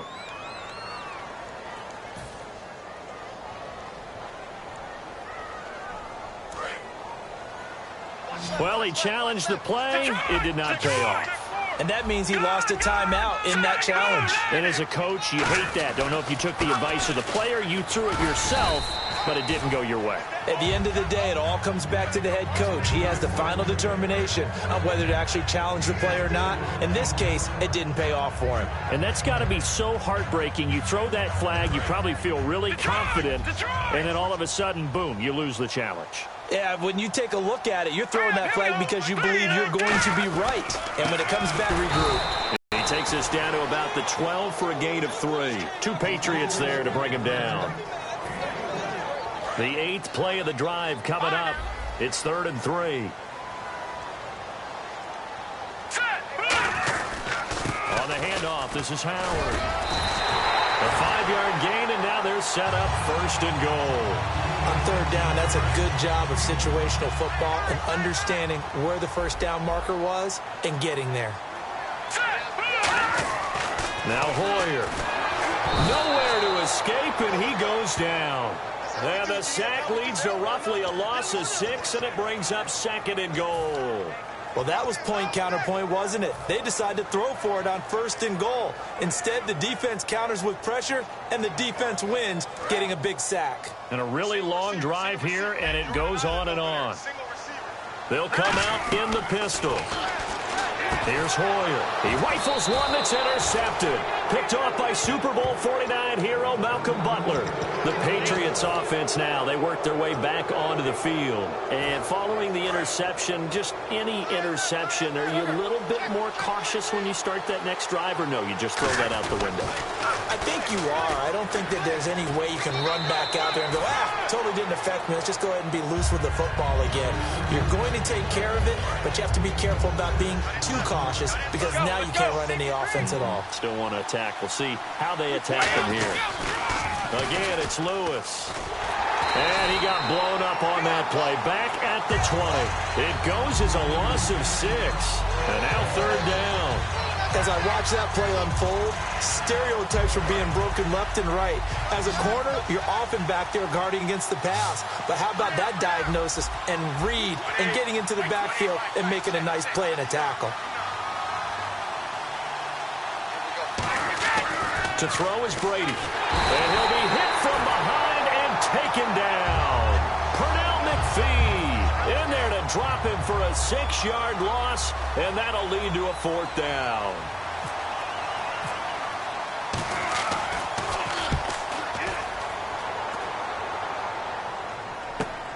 fielded just inside the 30. We'll call that a punt of 54 yards. Well struck. And the offense will come back onto the field for the 1st and 10. Here's the Chicago offense coming back out onto the field. Looked like they had something going last drive. Then the interception happened. Will they recover? The memory they need to keep with them is that they did have something going. They were moving the ball on offense, had a nice sequence going. Don't worry about the other part. You can't get that back. Let's go back to what you were doing well before. I thought you were going to say they need to have no memory, but remember the good part, forget the bad. I like that even better. Well, partners, that pass falls incomplete. How about a few guys who will probably look at this season as being incomplete for them? And I'll start with Carlos Hyde, the nice runner for the San Francisco 49ers. 12 yards shy of 1,000. In the backfield, Melvin Gordon, 3 yards shy of 1,000. Then Devontae Adams on the receiving end. He finished with 997 as well. And how about Matt Ryan throwing the ball? 56 shy of 5,000. Now he'll be in the playoffs, but won't get the 5,000 for the regular season. Man, 5,000 yards throwing the ball for a quarterback nowadays, that's a heck of a benchmark. But what a season for Matty Ice. And now we're circling here around the 2-minute warning. This is a setup play, trying to get one last one in before the clock warning. Hoyer. And he fires one, but incomplete. I'm not sure we could spot any tendency here on this 3rd down. They could have run it or passed it. Either one was available. They chose to try and get it through the air, but they were unsuccessful.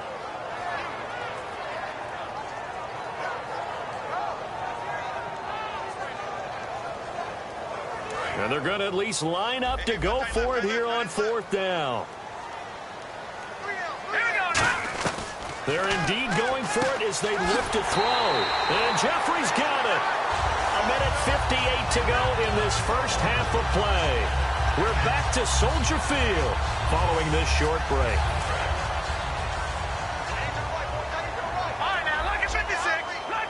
They come out here in the eye. And he'll give it here to his running back. And able to break one tackle, but then quickly brought down. But a nice little gain. A solid run on 1st down. Gain of 7 leaves him with a 2nd and 3. Offensive linemen love creating space for their guys carrying the ball. But when that guy also breaks tackles and creates extra yardage, they almost feel like he's one of them, and they really embrace him. This is Howard on 2nd down. And he'll be a little shy of the 25 here at the 26-yard line. 9 yards on the pickup there, and it keeps the drive alive. And here comes play number 6 on this drive. Well, that was a unit that understood exactly where the 1st down marker was, handed it to their guy who could run it, created some space, and he got there. His throw caught right around the 6. A good pickup there of 20 yards.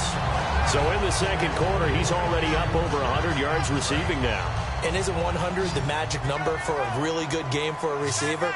So he got a chance to really shatter that and have a profound effect on this game.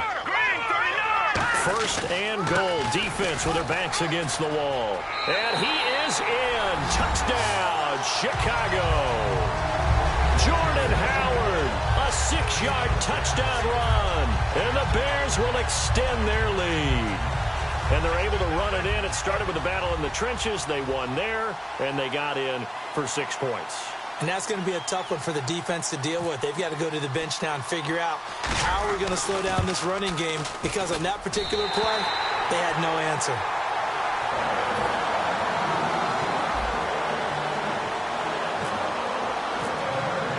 The Bears send the kicking team out there, and they will send this one away. This is fielded a couple yards deep. And the decision to bring it out is going to cost him about 7 yards all told, as he's taken down back shy of the 20. And the Patriots gearing up to go now. And on the last go-around, they really couldn't get anything going. They had to punt from deep inside their own territory, which means you're going to lose the field position battle as a general rule.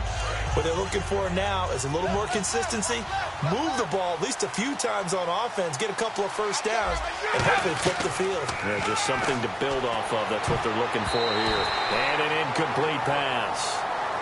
That'll stop the clock here with just under a minute to play in half number 1. That incompletion allows me to get this stat in. You ready? Playoff stat. Home teams were 0-4 in the wild card games last year. This time, they rolled, winning all 4 games. Well, this is taken in. It's complete. A big play there for the Patriots. 36 yards. A great job pulling that one in from a guy, as we know, who can really blaze. He's got a lot of speed. And that speed can work for him so many different ways. Sometimes he just takes off and goes, just runs past people. Sometimes you get people to back off so far that you can catch everything underneath. But still, at some point in the game, you probably have to make some contested catches, right? Sometimes you have to go up and beat a defender for the football. He has that in his arsenal as well. Showed it right there. They were trying to get it there to Michael Floyd. And now it's 3rd down. Sure, that pass was incomplete as they made an attempt to get a big one downfield. But that's okay because the second part of that is if you don't get the completion, at least you've told the defense you're trying to stretch them out a little bit, and they may have to change accordingly. Throwing is Brady on 3rd down. Looking for Floyd, and it's intercepted. Adrian Amos with a pick.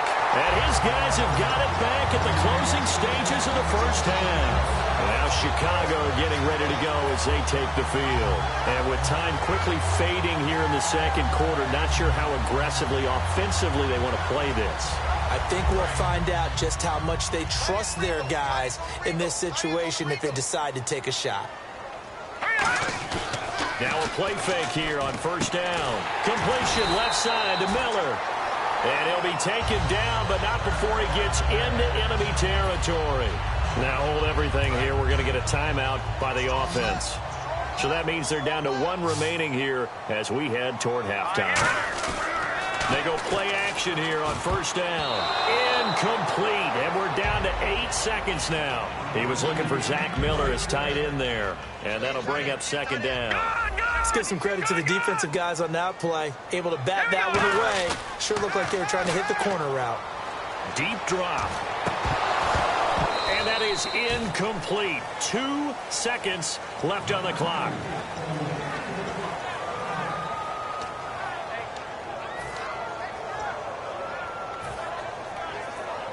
And you see the clock almost empty, so this is likely the last play in the second quarter. Defense really showing respect to the deep ball here, playing off the receivers. They're looking nowhere to go here. He lost the football. That's it. And hello, I guess Larry's halftime show was buttoned through. And we are moving on and ready to go for the 3rd quarter. This is taken about 7 yards deep. Out comes the New England offense to see what they can do this time. They have the ball here for the inaugural drive of the second half. Pretty big deficit, though. We'll see what adjustments were made in that locker room. And I never want to make something more important than it actually is, right? I don't want to create more hype than what is there. But this is I'm doing it, though. This is a really important drive. And we often talk about teams scripting plays to start a game. A lot of them script to start the second half, too. And they're scripting something that they expect to get them into the end zone and back into this game. We'll see if that script is a good one for them. Now Brady throwing on 2nd down. Completes it over the middle to Floyd. And he's going to get this one across the 30-yard line. And give him 14 yards that time and a fresh set of downs. Offense comes to the line now, 1st and 10. I know many people like to throw to the tight end, maybe in a little flexed out position because he creates mismatches with his size. The slot receivers do the same thing with their quickness, their speed, and their route running savvy. It's a loss of 2 there, bringing up 2nd down. With the struggles we're seeing up front for the offense today, they've got to think about changing up their play calling. Some screens, some draws, some quick-hitting plays in order to try and supplement the run game. You don't totally abandon it, but you try and give it a little bit of help. They got 18 yards out of that one, and it gets them a new set of downs.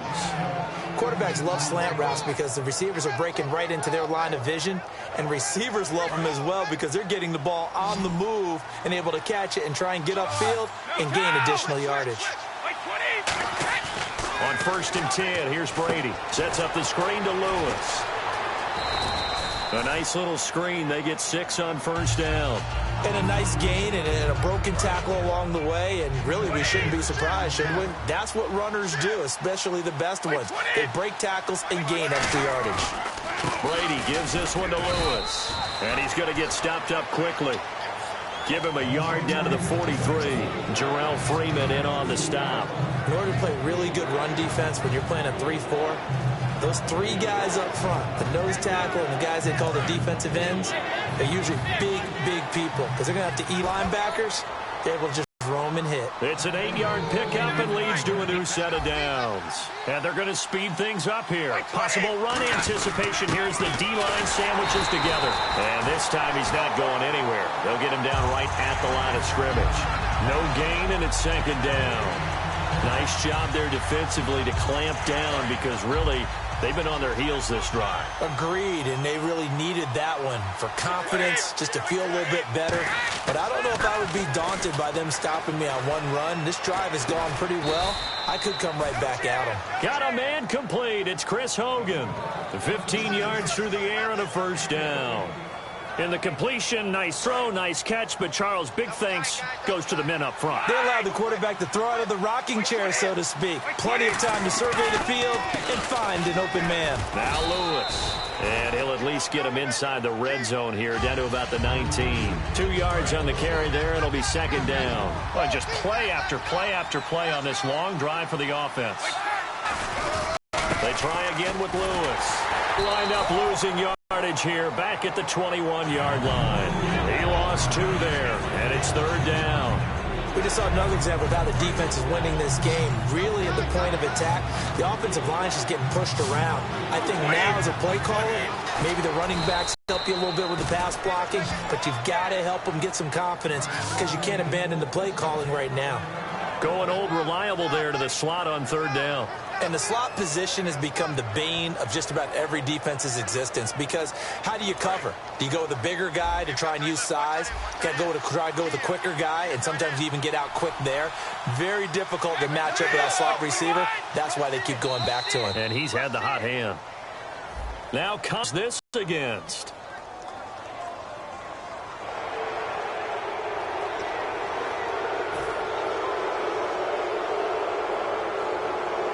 Long drive. The defense just cannot seem to catch a break and get off the field.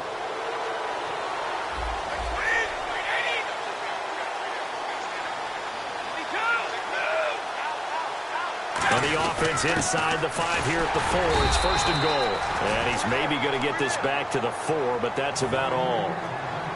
Tough day, tough sledding right there, and it's been that way the entire game.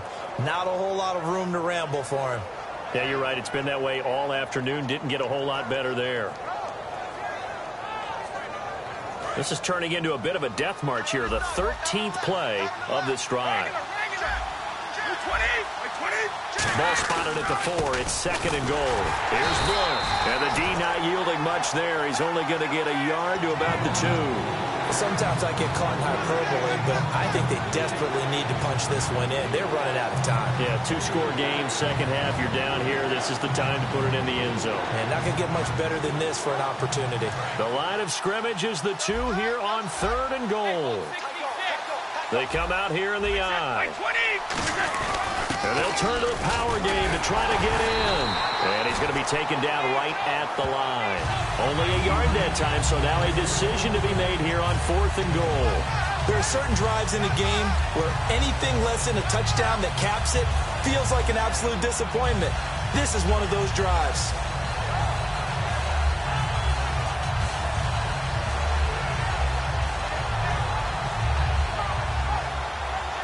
I guess they figure they got to start taking some chances. Here's a big one in this third quarter as he'll go for it on fourth down.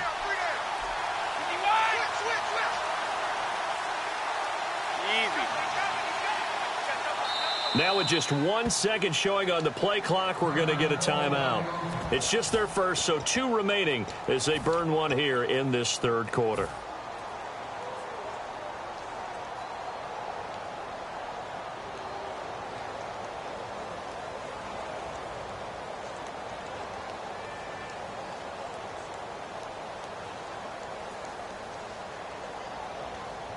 Still just the third quarter, but they've got to make something happen. I think they know that. They're going for it on fourth.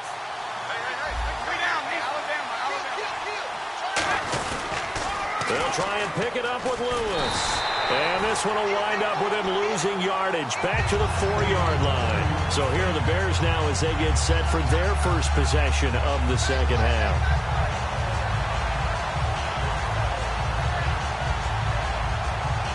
And tough starting field position here.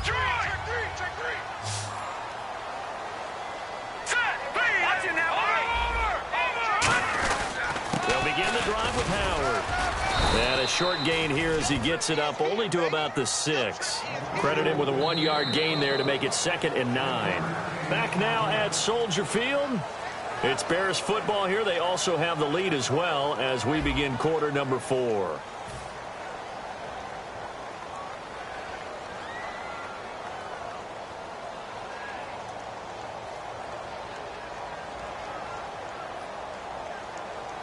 So what will they do? On the ground, through the air, let's see. 2nd and 9. And on the outside, they're playing press coverage.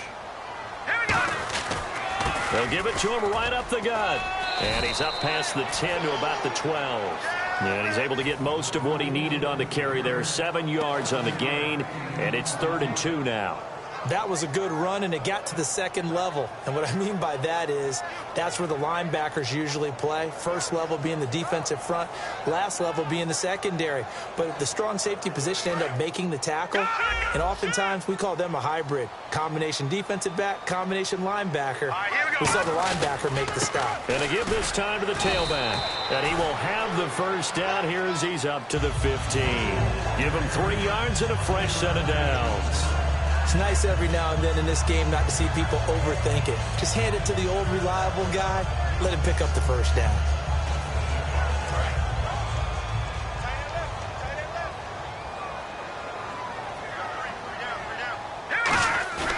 Hoyer.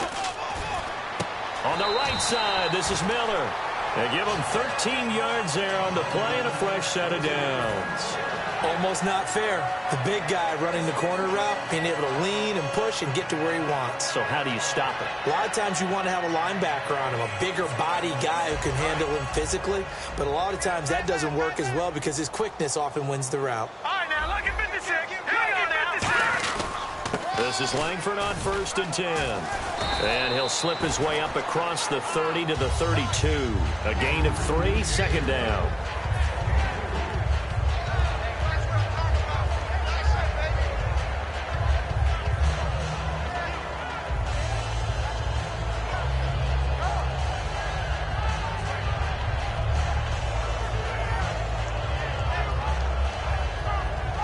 Second down following the run.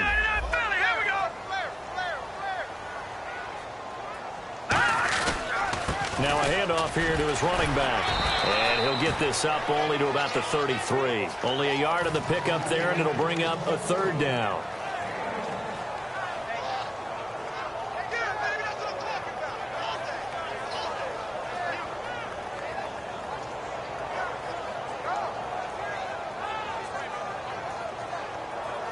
And the offense facing a 3rd and 6. No. Check. Patriot. Here we go now. Again, it's Howard.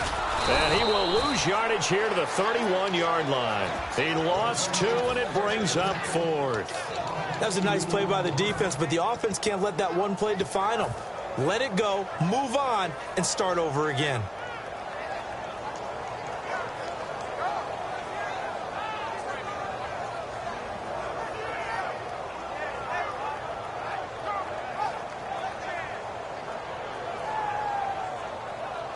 And it's the offense staying on the field on 4th down. Now Hoyer. And Jeffrey's got it. And he'll be taken down, but not before he gets into enemy territory. And defensively, they just don't seem to have much of an answer for this passing game. Not at all. Look at the confidence that's exhibited here. With that type of a lead, clock on their side, instead of running it, they're still throwing it, trying to pick up first downs and keeping the football. And on the ground they go with the running back. And he is going to lose yardage here. A loss of a full 3 yards, and now it's 2nd down. To me, that's a superior play by the backer because he was allowed to, I think, run free on it and make that play. His defensive linemen, they covered things down for him because offensive guys, the linemen, what they're trying to do, as you know, is block the guy at the point of attack and then climb to the next level and get the linebacker. When you're not allowed to climb, you got a free hitter, and that's what we saw there, and a really nice play resulted for them. They was stopped on that play. We've had plenty of carries all afternoon. Every now and then the defense is going to win one, but I don't think they'll shy away from handing it to them the rest of the game.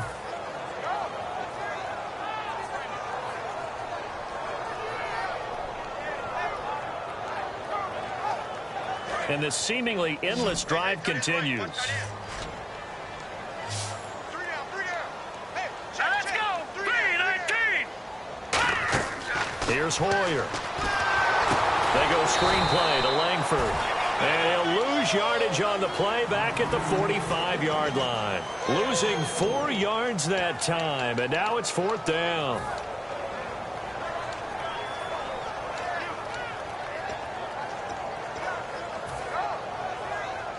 And how about this? 4th and long, and they're going to go for it. Let's go. Now they'll throw here out of the gun. And no, it's incomplete. Boy, it looked like he had it and dropped it. And the Patriots take over, and they're going to have terrific field position. The Patriot offense now set to come back out on the field. And last time, they had it 4th and goal, rolled the dice, didn't get it. Now they've got to put that behind them, try to put together another drive. Hey, a simple tip of the cap, a nod of the head to the defense. Congratulations, you got us last time. But you didn't hold us the whole time. We got down to position where we were able to be in position to score. Let's go ahead and attack again. Continue to have that kind of confidence. Not worry about the one play that didn't allow them to get into the end zone. And this time they'll be trying to get it into the end zone. We'll see what they do. Slants are so tough to cover because everything happens so fast. But sometimes it happens too fast for the guy catching the ball because all of his movements have to be quick off the line of scrimmage, and then all of a sudden the ball's right on top of you. And maybe he got a little bit ahead of himself there. Yeah, a lot of times coming in with good pace, and he dropped it. To throw is Brady. And over the middle to the tight end, Bennett. A good pickup there at 22. And there's another completion to the tight end. And let's face it, it is hard to overthrow a 6'6" target. It is indeed. Quarterbacks like their speed guys.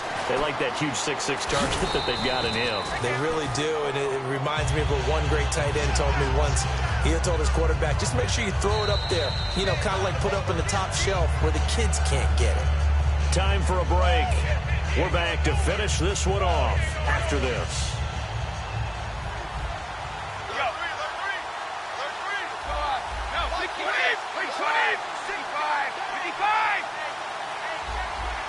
Second and goal to go now. Brady gives now to Blunt. And he is going to lose yardage here. It's a loss of 2, now 3rd down. They got to have 6 here. It's 3rd and goal. Now Brady. This will be caught at about the 5. They stop him for only 3 that time, and that'll bring up 4th down. Completed pass brings up a 4th down situation. Do you play analytics on this one? Well, you know, what do your analytics tell you about going for it here? I wonder what they would say. They tell me you're down by this margin, 4th quarter, you're going. And this one is no good. He missed it. And this score will stay right where it is. And that one, my goodness, that was almost too easy. Yeah, and you're not going to have too many attempts shorter than that one. I don't think anyone got a finger on it. That's about as bad a miss as you can have. They go with Howard to begin the drive. And he'll get this up only to about the 22. 2 yards on the pickup there. It'll be 2nd and 8. Not a big run on the first play of the drive, but that doesn't necessarily mean it was a bad play. Sometimes you just... Now whistles come in. We're going to get a timeout here by the offense. It's just their first. They've got 2 more to use here in the final stages. Let's see what the offense comes with here. 2nd and 8.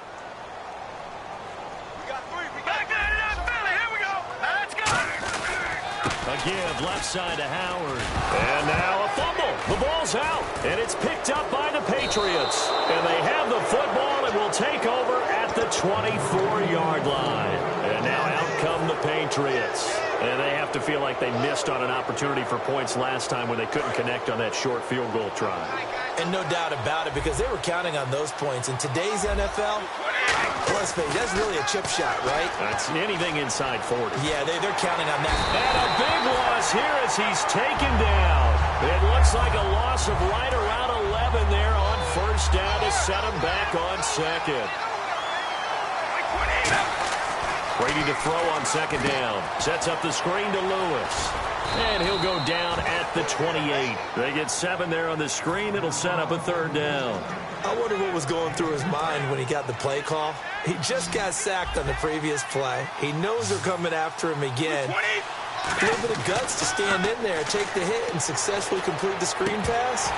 Really well done. Julian Edelman, the intended receiver, and it's fourth down. In this situation, it's really tough to figure out how to defend because they have plenty of room to still take deep shots at the end zone as they just did there. Yet at the same time, you've got to be ready for the short throw. In this case, when you see the cue that they're going for the end zone, retreat and make sure you have a way to play forward, back towards the receiver, and have a chance to bat the ball away as they did there. So an empty possession there. What do you think went wrong, Charles? Well, it looked like maybe the plant leg might have given way just a little. And when that happens, guys have a tendency to pull through the ball to compensate. And in doing so, sent this one off target. Oh, it's a wobbler here.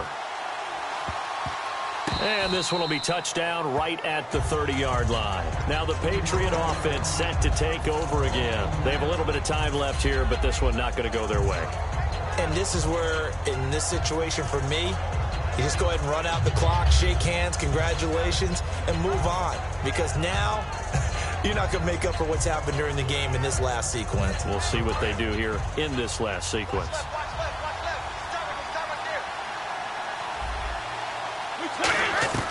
Now after the fumble recovery, it's Brady. He's got time. He's going to let it fly. And that'll be incomplete with just 6 seconds left on the clock. One thing I know from experience is that when the deep ball is thrown and you're the defender, you've got to fight that little bit of panic that emerges. You've got to play the ball really well. It's a 50-50 jump ball play. And guess what? They took a shot.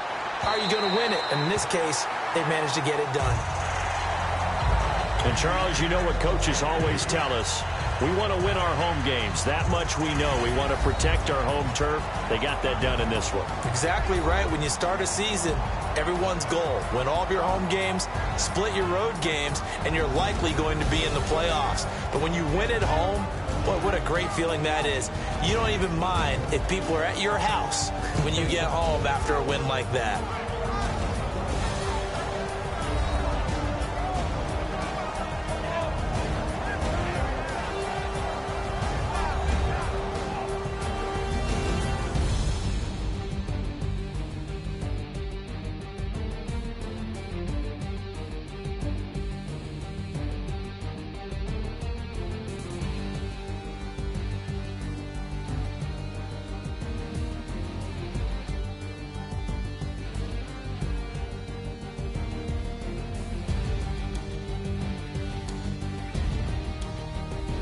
So that'll do it for us. For my partner, Charles Davis, and all the hard-working men and women on our crew, I'm Brandon Gaudin. You've been watching the NFL right here on EA Sports. The Bears get the win at home as we say so long from Soldier Field.